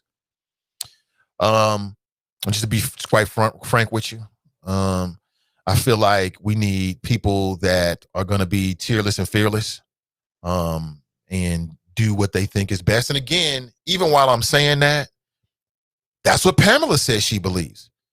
So, you know, I don't want to get all self-righteous with it like, oh, I would do better or whatever, because I would be true to what I personally believe. And what I heard from Pamela this morning is she feels like she's being true to what she personally believes. So it's all about what you personally believe. You know me, I'm about that public safety tip. It's about public safety. I believe COVID constitutes a clear and present danger, and that we got to keep our heads down. It's a sacrifice. It's a challenge. People that try to call me out because I broadcast from home, you don't have no idea what my finances are or how I make my money. You have no idea how it's impacted my business, and it has considerably. But we're dealing with challenges like every other family that's out there in Cincinnati. But in the interest of public good, it's about that. That's why I say I don't mind paying extra taxes for our babies, for our children, for our school system. I voted for the school levy. I just tell you, I'm very partial to it because I worked in the system, and I know they broke in a lot of cases. They broke. They don't act like they don't. It may seem like they got a lot, but they is broke in some cases. I mean, I dealt with a situation, and maybe things have changed, where teachers didn't even have the paper that they needed. You know what I'm saying? My program that I ran was a before and after school program. I was the director, proud to say that. We did award-winning work. We did nationally recognized work with that program that I led. And we had grant money, and it was like everybody was coming to us because they knew we had a little bit of money. And we didn't even have a lot. So I'm telling you that money could be an option. If it means that CPS needs more money so they can Zoom, I'll put my portion in any day, every day for our babies. Even after my kids leave school, because I'm from Cincinnati, and I understand how important it is for our school system to get everything they need. So I think part of this conversation is, as parents, we got to look ourselves in the mirror and ask ourselves, you know, what are we willing to do in terms of making sure that CPS has everything that they need so they can do what we want them to do? Because right now, I feel like I want the parent, I want to Zoom. I want you to Zoom from the classroom and let my daughter stay at home and then still be in the classroom via Zoom like they're doing out in, what is it, Marymount? I think that Mike called in. But again, let me go back to the phones. Good morning. Welcome to the show. Hey, how you doing, Nate? I'm doing great, brother. Who am I speaking with? Welcome. This is Eric. Hey, Eric, welcome. Welcome. I appreciate it. Hey, so I agree with you on so many things. This is just that one of those issues that we can't meet. We can't meet. And, you know, I was looking up some data because I know how data driven you are. And what I discovered was, do you know how many deaths there were in Hamilton County due to COVID? Hello? Can you hear me? Oh, I can. I'm sorry, Eric. I do not. And when you say how many deaths, do you mean like during the totality of the pandemic or year to date? Right, or exactly. Okay. From last year, January to current. Okay. I do not. What's that number? Yeah. So that number is 447. And that's a tragedy. You know what I'm saying? One life lost to this disease is a tragedy. But then when I flip to the data and I look at the death caused by flu/pneumonia in 2017, there were over 2,000 deaths. Did we shut down the schools then? We didn't. And there's vaccines for the flu. And so my thing is this: keeping these kids out of school has the effects of this are so detrimental. Like I mentioned before, like I'm always in the comments advocating to get these schools back open, because these kids are out here dying on the streets. Somebody said, well, that's not really a fair comparison. Well, it is, because if schools were open, guess what that means? Extracurricular activities for these kids would be available. And what they say, idle time is the devil's playground. These kids they're not able to be as productive as they would be if they were in school. And I still stand by the same thing I've been saying for the longest. I think the school board made the right decision. I think the majority of parents, although they may be silent and scared to really voice that opinion, I think the majority of the school board reflected the majority of the parents who have kids in the Cincinnati Public School District. Hello? Yeah, I'm still here, Eric. I want to make sure you got your flow all the way in. Oh, yes, sir. I'm good. Yeah, I mean, you're entitled to believe whatever you want to. I mean, if that's how you believe, that's how you believe. I believe contrary to that. You said people are dying on the streets. I don't see that. There are still some extracurricular activities. Hold on, I didn't say a word. You was talking, Eric. Let me get it all out. I know I'm wrong. Let me get it all out. I didn't say a word. I want to make sure everybody hear what I had to say and respond to what you just said. But you're entitled to whatever you want to believe. Yeah, I mean, that's how you believe. That's how you believe. You said people are down on the streets. I don't see that in the city of Cincinnati. There are still extracurricular activities, so there's still some opportunities for social interaction with some CPS students, depending on if they're involved or not. And I feel you. I mean, I do agree with one point that you started with, that the most ideal situation is kids in the school building in most cases, right? Because there's a lot of students that are thriving, but that social element and that face-to-face learning, I think, is key. But this is temporary. This is a temporary situation until we can get to a brighter day. The coast is clear, and then we can get back to business as normal. Okay, I like that. I think my biggest issue is it seems like the parents who are, and I don't, yes, COVID is real, like everybody say, it's real, it kills people. But my thing, it seems like everybody is overly fearful, so much so that they're like, oh, well, I don't want COVID, I'm going to stay in the house, and I want everybody else to stay in the house. No. If that's your decision, you make that decision for you and your family. That's best for you and your family. But there's many and plenty of other people out here who's like, look, we've been out here working. We've been sending our kids to daycares and child cares. We've been going to grocery shopping and doing everything else that normal civilization does. So, when it comes to education, though, they're like, oh, no, don't send the kids to school. My thing is, if you feel like you want to keep your family home, keep your family home. Don't try and force your beliefs on everybody else. Just because, I don't understand that logic, quite frankly. You know what I'm saying? I don't. If you feel like you want to keep your family home, keep your family home. But I mean, the fact that, there's people advocating to keep the schools closed as it, for everybody else, I don't understand that. You say you don't understand the logic, huh? Well, let me ask you a question, Eric. No, I don't. Okay, so let me ask you a question to help you see the logic in it. When you leave the home, you say you're out and about working, doing whatever you do, going to the grocery store. When you're doing all these things, do you wear a mask? Yeah. Oh, yeah. Well, then you understand the logic, because it's a communicable disease that can be transferred when people are breathing on, microscopic, particles of whatever coming from your respiratory system. You do understand the logic. Indeed. It's transferable. Indeed. That's why you wear a mask. Indeed. But I mean, you know what I'm saying? The flu's transferable too. And as I showed you the data in 2017, more people died from the flu than COVID. You know what I'm saying? By over 1,000. And so it seems like we're just overly fearful, and the data does not support this fear. It doesn't. I don't know. Again, I hear what you're saying. You entitled to your belief systems. I think the data does support it in the sense that it is a communicable disease that you can get from close human interaction. So I think those are facts. And then we also know that COVID impacts everybody differently. So I think human beings trying to do whatever they can to prevent being COVID is not overly fearful. It's just being safe. But again, that's my opinion on it. I think it sounds like we're going to agree to disagree on that, which is cool, Eric. Anything else, brother? I'll give you the last word. Oh, no, that's it. I appreciate you. Thank you for the call, man. Yeah, have a great weekend. All right, no problem. Yeah, that's brother Eric calling in.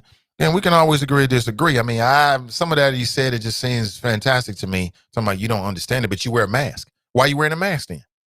You do understand it. You know, it's all degrees of it. There's people out there who are anti-mask, Eric. There are people out there that will see you walking around with a mask and say, you being overly fearful because you got a mask on, but you're wearing it anyway. So it's always about degrees. For me, there are certain things I take very, very, very, very seriously. I'm a Virgo. I love me. I love me. You know what I'm saying? I got a high self-esteem. I would bet on this black man. I would bet on me any day of the week. My favorite game is poker. You know why I like to play poker? It's because it's about me. It's about what I do. I would always bet on me in any situation. Okay? So when it comes to my health, as opposed to some creature comforts, I told you before, you think I'm going to leave this earth because I'm eating hot dogs and lunch meat? You think I'm going to let fast food take me away from God's gift of life? You got to be nuts. And I'm the same with my family, and therefore it's the extension of how I look at our community. You know, when it comes to public health, I take it real seriously. Take it real seriously. I ain't playing no games with it whatsoever. I take it, you know, when you're talking about the possibility of dying, you take it real seriously. I take working out every day real serious. I take my pills every day. I take it real serious because I want to be here. I don't think you can take that seriously enough. I don't just wear one mask, fam. I'm going to tell you. I wear a cloth mask that usually has some kind of branding on it, whether I'm branding a show or somebody else's, usually a black business or somebody else's business, something like that, or, you know, some kind of saying. Most recently, when I go out and go to the grocery store, I got a mask that reads free justice for George Floyd. You should see people's faces. Like, it's a micro look, but you should see their face, and I don't give a damn. And then underneath that, I wear the surgical mask. What is the MD, whatever the number is? I double up. So I guess you'll look at me and think I'm super over the top with it. But if that's the difference between getting COVID, wearing a second mask, that ain't nothing. There's nothing. So I think it's all about how you look at it. I think COVID is real. I take it very seriously. I took it very seriously from the beginning. I know way too many people. There's a member of the audience right now, one of the choppers, I'm not going to put their name out there unless they want to, that has got COVID. They sent me a text message early in the week like, Nate, I'm dealing with it right now. I'm like, word, prayers up. It's real, fam. And then if you have underlying conditions, you should take it seriously. Stay your ass at home and just hunker down, hibernate, bunker, whatever the word is. You're doing the right thing. You're doing the right thing because this is temporary. We're going to get through this together, family. And then we all going to go out and party. You know, I'm going to plan a party for us. We're going to have a good time. We're going to connect. You know what I'm saying? For those that want to drink, we're going to drink. For those that do the wings, we're going to do the wings. You know what I'm saying? I'm on that cauliflower wing tip right now, but you know what I'm saying? We're going to have a good time together when it's safe. It ain't safe right now. And I think it's irresponsible to say anything else. Now, that's me personally. You might feel differently. I respect that. We can agree to disagree. Let me go back to Pamela Bowers. What do you think about Pamela Bowers and what she had to say and what she didn't say? Sarah writes, CPS rules with an iron hand. And on some levels, they should. You know, we empower these individuals to make decisions. They should make a decision. You know, going back to what Danietta said, it's like, hey, an election coming up in November. For those that feel inclined to do it, you should do so. If that's how you feel. You know, I mean, you always got the right to run. You know, I mean, you always got, if you think you do a better job or represent better, you should do it. Do I think that the way that this pandemic has been dealt with should be a campaign issue? Yes, I do. If I'm moderating a debate or anything like that, will you hear this again? You better damn believe you're going to hear it again. And just like I asked Pam to give us some understanding, and she did whatever she did, I'm going to do the same thing, whatever form I'm involved in, because I think it's important. That's just me. You know what I'm saying? If you want them questions come up, don't ask me to do the form, because it's going to come up. That's on my list right now, I'm telling you. Because I didn't hear anything that would give me any confidence as to why Pamela or anybody else on the school board voted for February 1st rather than March 1st, if I can get it all out. I'm all tongue-tied this morning. Let me go straight back to the phones, all right? We got people calling in, good people. Good morning, welcome to the show. Nathan, it's Tracy. How are you? I'm doing great, Tracy. How you doing? Let me start here first before I lose my train of thought, and we'll come back to that. Eric is the same guy that called a couple of weeks ago with the senior kids to school, and I think he has 2 little kids and maybe an older kid, and that's when we started talking about parents that want to send their kids to school because it's a babysitter and it's an inconvenience. I'm not saying that that's Eric's situation, but I remember that day in that podcast. What I wish you would have asked Eric was, because it seems to me that he doesn't look at the news. They do close schools when there's a flu pandemic going around. They shut schools down and they fumigate them. What part of that did you miss? It happens every year. Now, Eric, what I will say is if you think the flu is more deadlier than COVID and you have the data, do you send your kids to school when there's a flu epidemic or outbreak of the flu in your kids' school? Do they still go? Because that's where kids should be. Now, I don't have a problem with telling your choppers. And if I sound like I'm winded, it's because I am. It's kind of hard to talk now. I'm that chopper with COVID right now in this very moment. And this shit is real. And I want to let everybody know that. Every day is not the same day when you have COVID.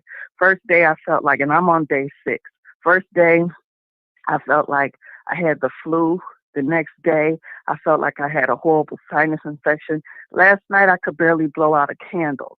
This is for real. When I went to get tested, I didn't want to believe that I had it, but I knew I did because my husband had it.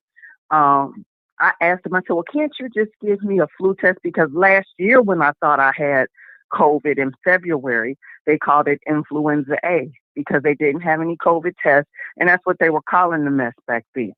And you know what the doctor told me this time? No, we can't give you a flu test because there is no flu. He said, there's only been 200 cases in Cincinnati. He said, it's all COVID right now. So, Eric, you can fear COVID or not. You can send your kids or not. But I found it kind of funny when you said people are trying to project their fears. And that's what you're doing. You're doing the same damn exact thing, calling every couple of weeks in, pushing kids to go back to school. Some of us don't want our kids to go back to school. And guess what? My child isn't going back.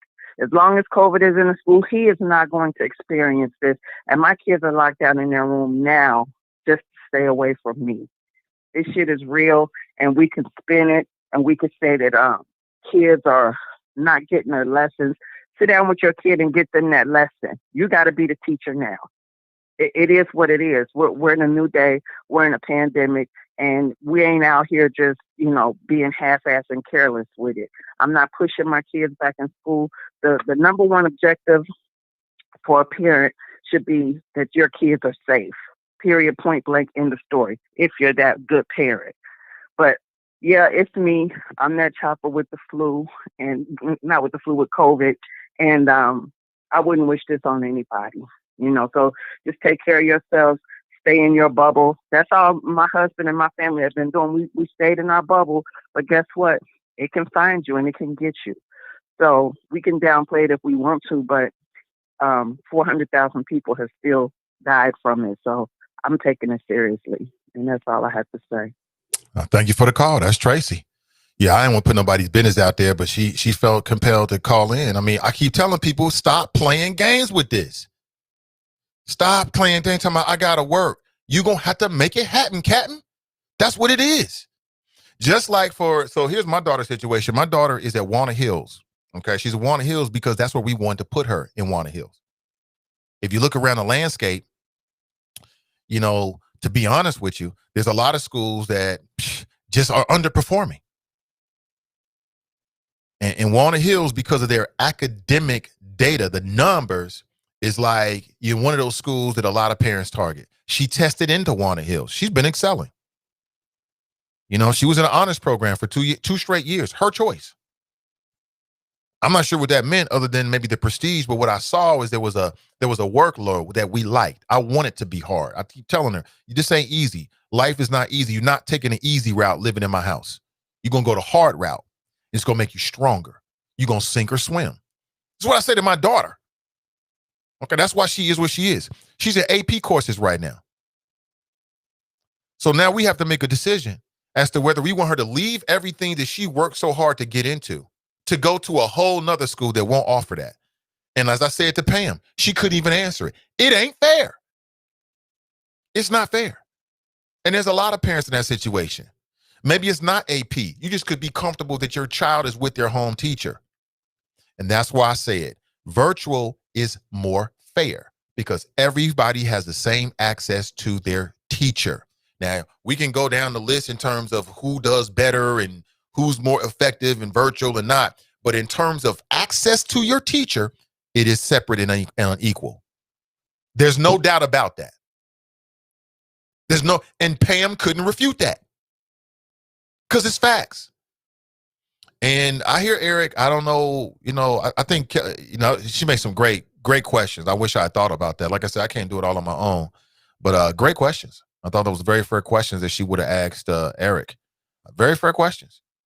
Like I said, I'm glad she called in so people don't keep playing games with this. Like, oh, it's no big deal. Okay. You get it. Oh, the schools are the safest place as compared to home. That you was the damn lie. Anybody that says that is a liar. The schools are not safer as compared to being at home. That it's impossible. Stop lying stop playing with grown folks. Stop playing with us and just keep it 100 real about what you want to do. And again, there is a real CPS school board had a choice. Pam Bowers basically told you that. They had a choice. They did not have to return on February 1st. And to me, with this brain, 4 weeks is a big deal when you're dealing with COVID. And you're talking about the time frame for people to get vaccinated. And I'm looking at the time, and I got to leave early in about 30 minutes. Damn it. This is a day when I really want to rock with you. It is what it is. It is what it is. I'll be back with you bright and early on Monday morning. And maybe we might do a live broadcast over the weekend. You never know. But just to give you a heads up, if you're just tuning in for the first time, I've got to make a move. I've got something going on in a 10:30-ish time frame. And so I got to make a move. And I got to leave the show a little earlier. That's why I went a little bit later yesterday, just to give you, just kind of balance out the time. We had a really good discussion yesterday. So listen, before I take another phone call and before I read another comment, we need to hear a word from our sponsor. Today's show is being sponsored by by Team Wellburn. Team Wellburn Experience, Otis Wellburn Jr., realtor, black male, and he can help you find your dream home. Are you in the market for a dream home? Go to the wellburnexperience.com right now and connect with Otis and his team, and they will make your dreams come true. It's that Wellborn experience. It's that Wellborn experience. That Wellborn experience. Experience. Experience. It's that Wellborn experience. Yeah, that Wellborn experience. Yeah, that Wellborn experience. Experience. Experience. Tell us what what you need? That's the question we start with. We specialize selling condos, houses, apartments. Make sure that you happy with your residence. Keep it real, no filter. Otis, the realtor from the Natty is heaven sent. It's the well-born experience, ain't nothing like it. Every time he talk to his client, he's so excited just knowing he able to put them in a place to lay their head. Not focusing on his profits, but on the client instead. Right. He keeps it so professional and from his conversation. You can tell he studies before sharing information. Educated, motivated, ain't nobody better. Who's willing to walk you through every step to relieve the pressure? Relieve the pressure. Yeah, and just so you know it's real, you get a special personalized rug once he closes the deal. So go and call him up so he can get you live. 513-252-1055. That's 513-252-1055. And Otis Wellburn and his team will help you find your dream home today. They will help you find your dream home today. And we all know that home ownership is a foundation to your personal wealth building portfolio and building wealth within your own household. If you look at any studies, we're talking about children, studies will suggest and tell you, the data will tell you that children that are raised in a home that their parents own, it has all kind of, healthy benefits, including, you'll see a difference in terms of their academic success as well. It means a lot. And as I said, it is key to that middle class, plan in terms of your own wealth building strategy. So if you're in the market for a dream home, say it with me, a dream home, then contact Otis Wellburn Jr. and his team this morning, and they'll take care of you. You can give them a call at 513-252-1055. You can also email Team Wellborn, that's WELLBORN, Team Wellborn @gmail.com. And there's a link in the description today to their website. But I'll tell you, the wellbornexperience.com. So find your dream home today. Say it with me, your dream home today. All right, 513-873-7134. Black owned, by the way, if that matters to you. So recycling those dollars in our community is very, very important. And you can find your dream home today. Start that process today for your dream home. Like the way that sounds. Dream home. What are you looking for? Call Otis and his team, and they'll take care of you. And when you do, make sure you tell them that you heard about it on the Nathan Ivey Show right here with CDM. That's very, very important. All right, so let me go back to your chat. Tracy writes, and we just heard from Tracy. I mean, she shares something very vulnerable. She didn't have to share that this morning. I appreciate it. She writes, let's stop pretending the governor is not slapping these districts around. He is. Again, I'm just very suspicious of these changing calculations, right? Like before it was 40, now it's 48 in terms of the number of infections per 100,000. And that was part of the decision and that was made by CPS. We heard it from Pam. She said that she feels like she's confident because she feels like they got the staff. And then she said that she felt like, some of the changing calculations from the governor, I don't really have any confidence in that, quite honestly, because I know how politicians are. Politicians will move the calculations, change the calculations to benefit the outcome that they want. And the governor really wants everybody to go back to school. I want everyone to go back to school, but I'm like, okay, if we can't go back because of COVID, we can't go back. Let's just do what we got to do for public health. This seems very simple to me. But it is for that. Donnie writes, you're appreciated for what? For coming on the show this morning, spending some time with her. David writes, health is wealth. Absolutely. Sarah writes, everything is political. Sadly. Toy writes, I tuned in late, but I heard the same line repeated. We're safe and ready to receive our children. I hear you. Sound dismissive, not substantive. Again, the thing about an interview is all you got to do is ask the question. The follow-up is important too. And then smart people can glean from it for themselves. You can draw your own conclusions. Kevin writes, what's up, Kev? They all going to say what they're allowed to say. They might all say that, but we want to hear it. We want to get you on the record. TNT writes, oh yeah, Monday at 4 p.m. and we will make sure that she and all that made this asinine decision will be held accountable. Right. And see, the one thing that Pam was, and I don't think logically anybody can argue against, is that what do you lose by starting in March? What do you lose? You only gain. You gain a little bit more time for the vaccine to take place. You gain a little bit more time for perhaps, and they do this every 2 weeks, for the color coding, which at this point I have no confidence in because it doesn't mean anything. It doesn't mean anything for the schools.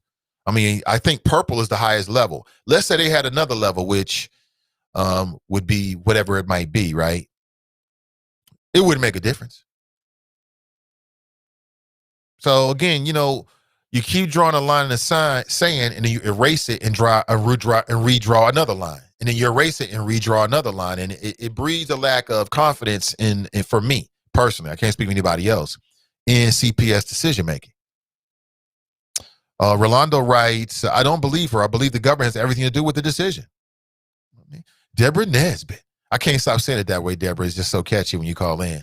She writes, exactly. Ask Steve Jobs what all that money from Apple did for him. Chelly writes, politicians. Tracy writes, you actually think they're going to tell you it had nothing to do with the governor? He could have told them this before the letter was published, FOH. Well, I think it's an important question, and quite honestly, it's an out. That would be a way out. Like, well, we have to do this because of the governor. Now, of course, I'm prepared for that with some follow-ups, but that would be an out. Like, we had to do it, Nate, because the governor, blah, blah, blah, blah, blah, blah, blah, blah, blah, blah, blah. That's an out. But Pamela, being truthful, true to herself, she said, no, we made this decision before that. And my question is why?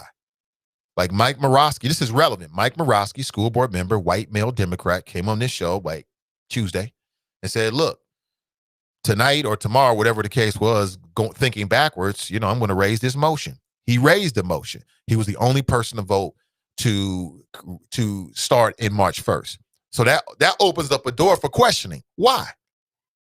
I have to listen. I'm going to go back and listen to this show later on, probably over the weekend, maybe later today as well. But Angela writes, it will sharpen me for my future conversations.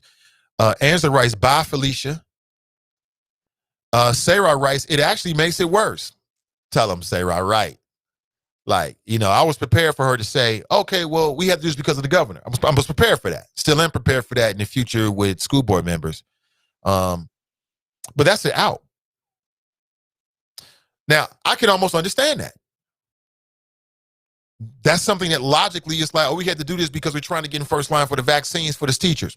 I was prepared for that. Okay, I can understand that. But what I don't understand is we're at purple. All this stuff about the governor changed his calculations. I don't believe none of that. I don't believe none of that. Other than that, where's the confidence level? And the teachers and staff haven't been vaccinated. I don't see it. But again, I'm not in that position. She is. So it is what it is. Angela, she writes, Nate, I'm pouring out my coffee and grabbing wine. Is that right? That's what it is. It is what it is. Ballhead writes, she won't be getting my vote for next school board election. It is what it is. I mean, this will come up. Like I told you, I typically I've been blessed enough to moderate some of these things. I look at it as an honor and a privilege and a real responsibility. It's a real responsibility for our community. If I'm involved, and I think with CDM, we're going to definitely get involved and kind of do some of our own things as well in partnership with some good people here. It's necessary. It's most certainly going to come up. And my knives will be sharp. My knives will be very, very sharp in that arena. Let me see. Tracy writes, Trump told the governor to open schools. The governor pressed the superintendent. She's been rolling downhill for months. I don't think she's far off on that. Rolando writes, it's still discussed amongst the government. Willie writes, no one is forced to take a vaccine. As I understand it, that is correct. Kinda. Like if you got to work, you got to take the vaccine, right? Or is it strictly voluntary? All teachers won't even get the vaccine, and a lot of y'all support that, though. Sean writes, no vote for Bowers. Kevin writes, I think she may have hurt herself here. It's unfortunate. Christian writes, parents got to demand the data to match. Look, if our kids don't go to school, they get no money. So we got to step in front of that money and demand the right response. You know, I know parents from Walnut Hills who like, no, my kid ain't going back. That's a very tough decision for any parent. And it's even tougher if your child is at a high-performing school. I'm just going to be honest with you. And it's even tougher if your child is in some kind of advanced placement classes and or your child is really, really socially through maybe different classes, maybe doing extracurriculars at that particular school. And Pam could not challenge what I was saying. Now, she didn't answer it, but she couldn't challenge with my logic. How is it fair? It is not fair. She reconfigured it and said it was basically an ongoing challenge for the district. It is what it is. It is what it is. Sarah writes, Nate, you know the game is political. The parents should have been polled. Yeah, in that last public meeting they had on Saturday, I believe, there was no public input, I don't believe. I know for the fact that Julie Sellers, who represents the teachers union, she was not there because I read the article and she was like, oh, well, damn, they doing this? And I'm like, how are you the rep for the teachers and you not even a hip to what's going on?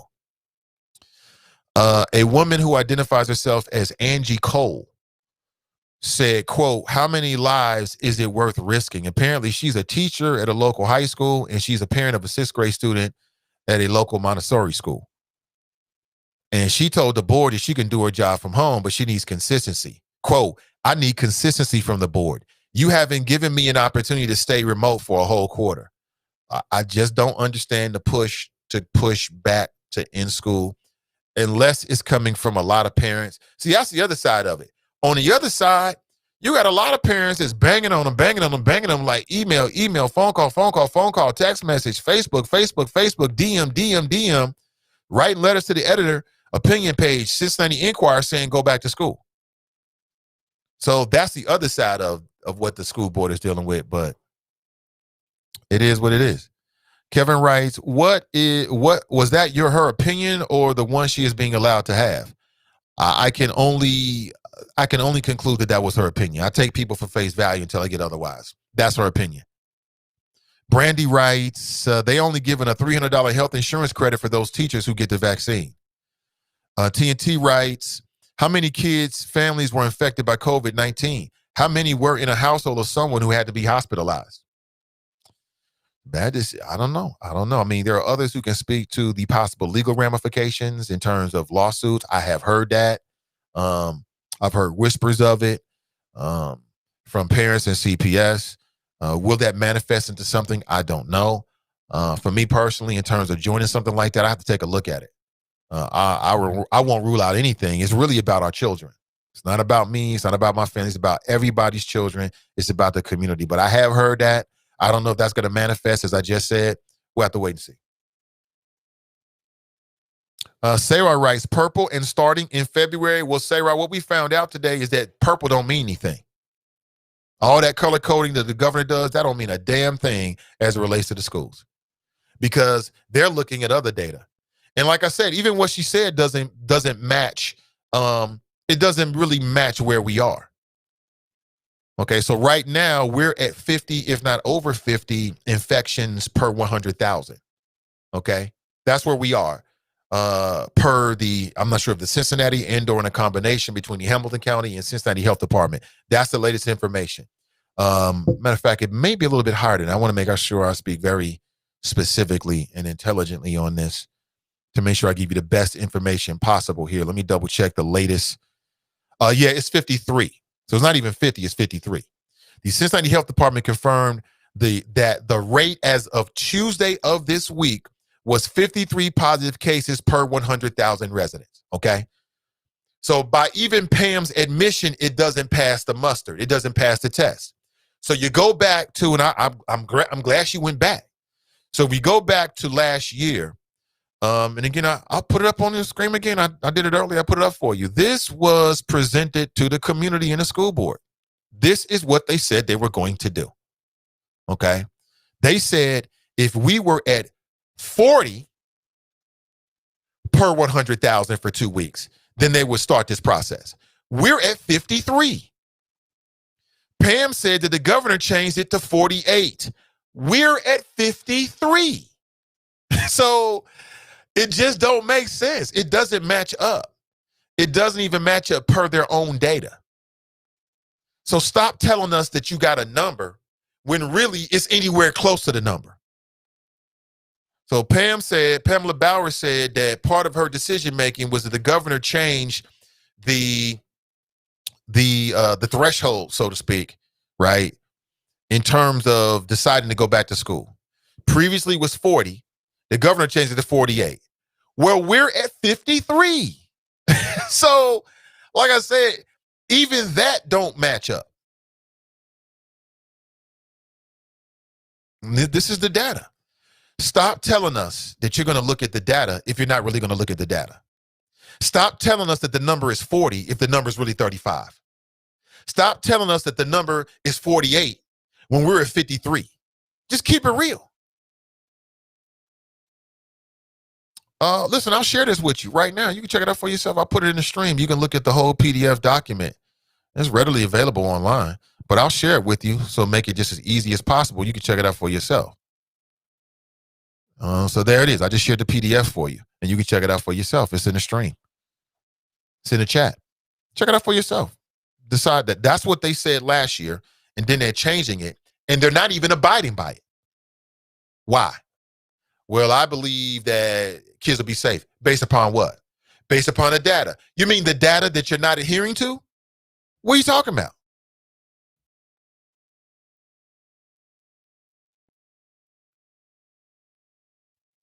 Willie writes, Nathan Ivey, we don't have to take the vaccine, so we won't.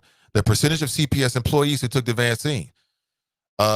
See, that's the other part about it. What are the teachers going to do? If the teachers say, nah, we ain't doing this. So now you rushing our children back into a school with teachers who aren't even vaccinated during the highest concentration of infection rates in Hamilton County. And it doesn't even meet the threshold that you set up. If the governor set up the threshold to be 40 to 48, we're at 53. That's 5 points. Again, by my math, 48 is less than 53. When did we change that? 48 is less than 53. When did we change that? If I told you you was going to make $53,000 a year, and then I paid you $48,000 a year, your face going to be tight. It's going to be real tight. So let's stop playing games with the numbers and just keep it real. 100%. Kamikia writes, I think the board position could be articulated better, but I also think a lot of people cannot think beyond their own child and their own situation. There are many kids that need in-person instruction, and it's not just to have a babysitter. No one has a perfect option. I think there's a lot of truth in everything you just said there. But I think we are where we are, and it is what it is. So for the last half a quarter or so, we've been virtual. Everybody's virtual. That's where we've been. The one thing about being virtual is that you're not being exposed to a public scenario for everybody. And we also know that COVID-19 is at its highest infection rate right now in Hamilton County, which Cincinnati is in. These are all facts. So despite the particular challenges that certain parents may have, those are facts that can guide us. And we are where we are. We are where we are. Angela Wright, that's hilarious. Sarah writes, your flow was solid. Who is this? Willie Dean writes, they've been saying spread is low in schools. However, many kids are asymptomatic, so it's still tough to gauge how much kids can spread because testing isn't as robust as it should be. Plus, and again, I want to say that to all the human beings, can we stop acting like we G-O-D? We are not G-O-D. We cannot control Mother Nature. We cannot lick it.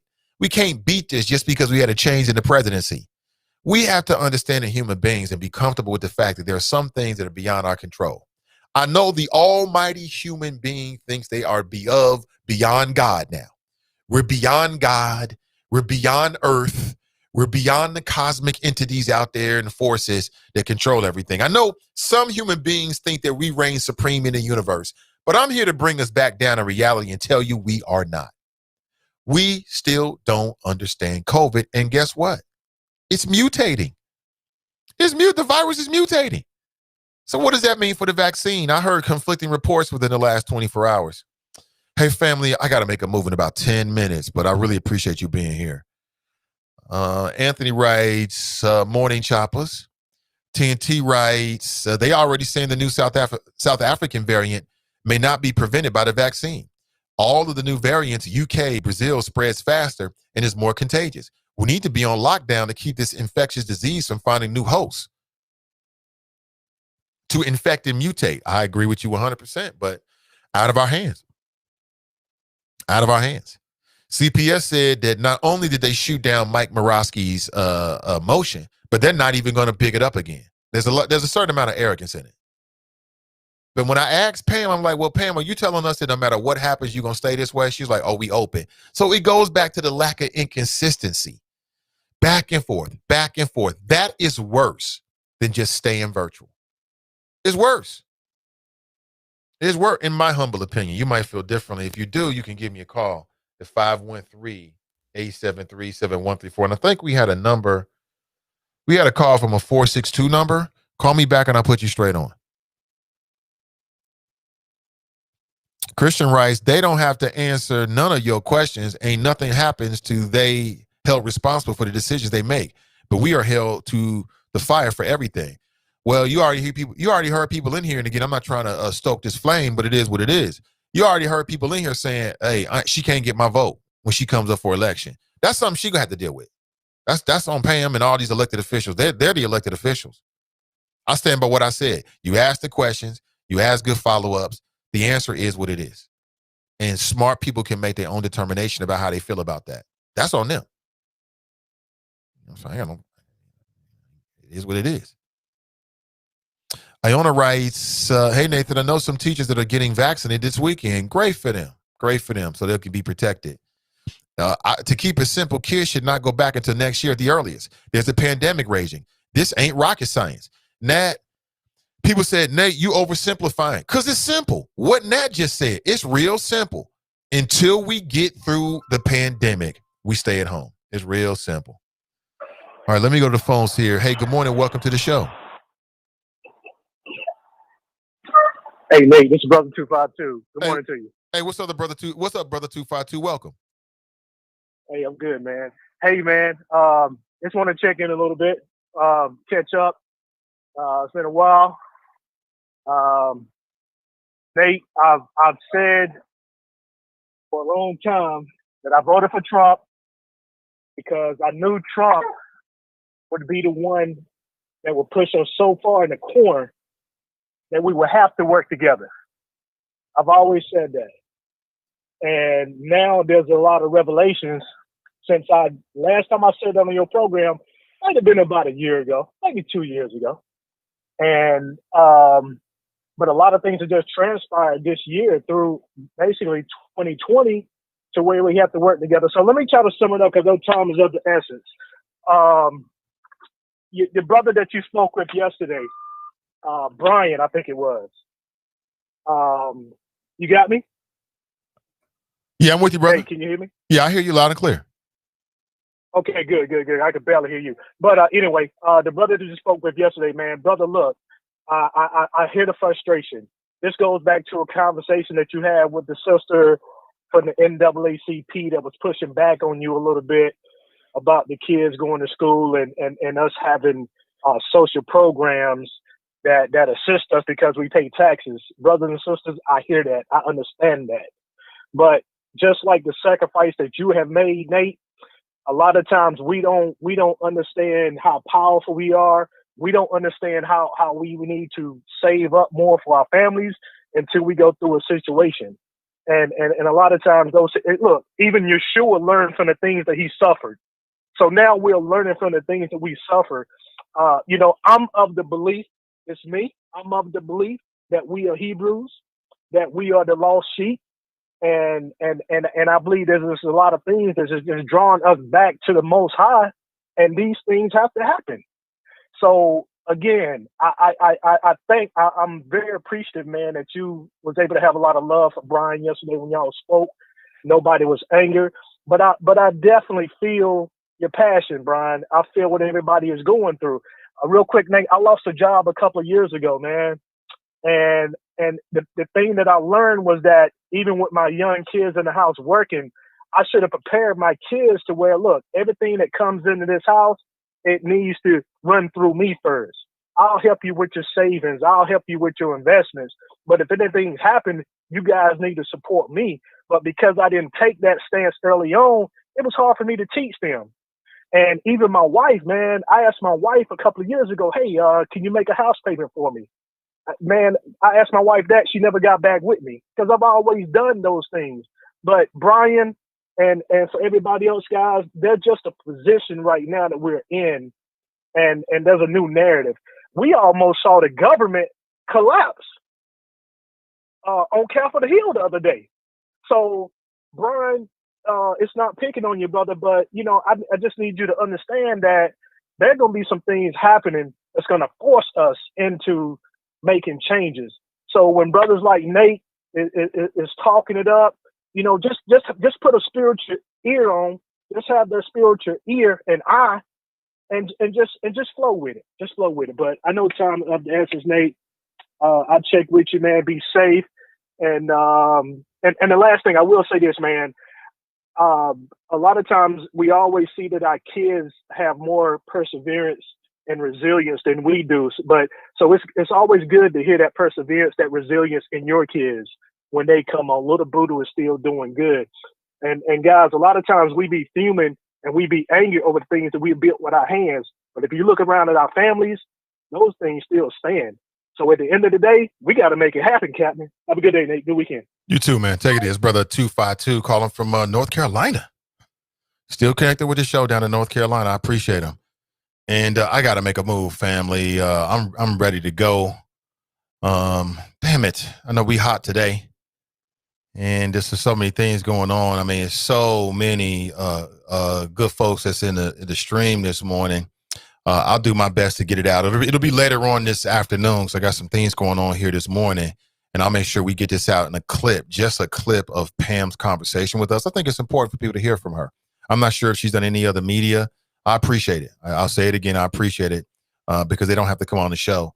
And we got some more folks scheduled to come on, school board members as well. I want to hear from everybody, every last one of them. I'm going to ask them some similar questions, and then I'm going to learn from my conversation from Pam as well in terms of my approach. Gigi writes, the criteria has changed too many times for this decision to be about the best interest of the kids. Hey, Gigi, that's my feeling. That's my feeling. And the criteria changed, but it still doesn't hit the level of what we're trying to get to. You know, it still don't hit the level of that. It still don't hit it. So there's a lot of questions, a lot of fair questions on this issue. Replying to Iona, keyword, some teachers, you have security, custodians, and other employees who aren't taking the vaccine. Sarah writes, Nate going in. Did I? I might have. I'm passionate about this. I'm from Cincinnati. I've got skin in the game. And then I know a lot of people. I know teachers. I know administrators. I used to work with some really sharp, really good Black people that worked in the school, that we used to sit around talking about our shared interest in making sure our youth had great Black male role models, making sure our youth had what they needed on a daily basis, working together across programs, sharing resources. You know what I'm saying? So I can never diss in general the teachers that work for CPS. Now, you got some bad apples that need to go, but you know, that's somebody else's decision. Nicole writes, to dismiss the color code levels makes no sense. Can you imagine Pam telling parents they still have to bring their kids to school in a level 3 snow emergency? They wouldn't do it. So why in all hell do we do this during a national pandemic? All caps. TNT, I'm with you 100%. I'm with you 100%. there's a better way. And there's a couple things I wanted to get from the interview that we got. One, stop saying that the governor forced CPS to do it, because it didn't force Pamela Bowers. She said that. She said she made her decision prior to that. So stop saying that. Two, CPS had an option. They don't have to start on February 1st. They're choosing to start on February 1st. So don't let them lie to you, and don't let other media outlets distort or misreport it, because we got the facts this morning. We got the facts this morning. Okay? Because a lot of people was like, oh, it's the governor's governor. Okay, I can understand that. But for Pam, that wasn't a factor. And honestly, as we close up here, I heard no good reason as to why they're going to start on March 1st. At least one school board member, Mike Morosky, submitted a motion to start on March 1st. I heard no good reasons as to why they can't do it. In fact, logically speaking, it makes more sense to start on March 1st. It sounds to me like this is the day we chose, and this is what we going to roll with, and here's some yabba dabba do to get you through, but this is what we going to do. That's what I heard. Logically speaking, scientifically speaking, I can't understand what's the difference.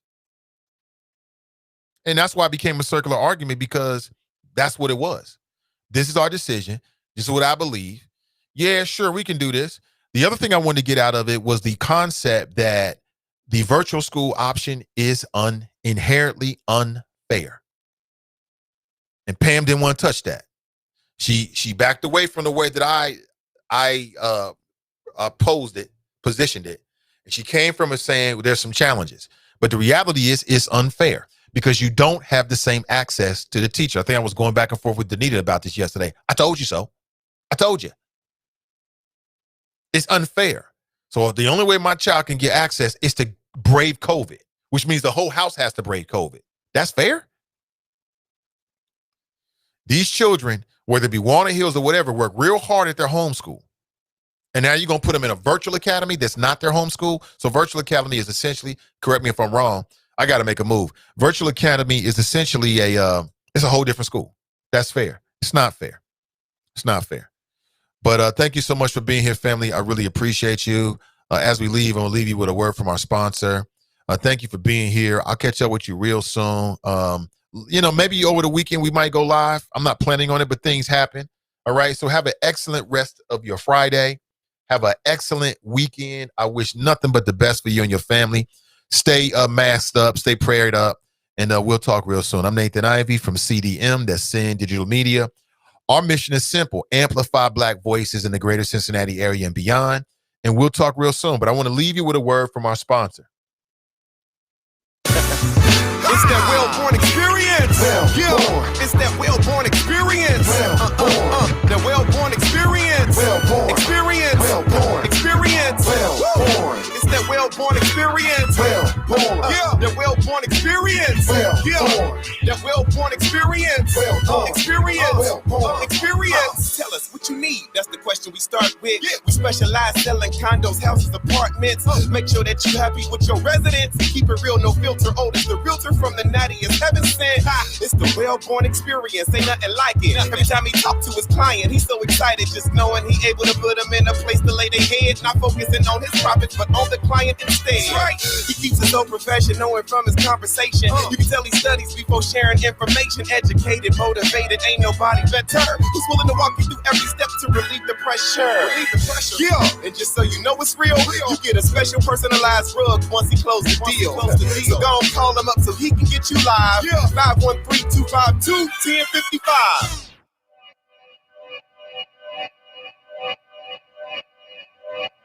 Yeah. Talking to my mirror like I love you so much. Curving on my critics like I heard you, so what? You can't kill my confidence, I think I'm the man. Tally all the I ever gave on my head. Lately I've been living like I can't take a loss. They ain't wanna help me, that's what made me a boss. You can't kill my confidence, I think I'm the man. We don't give a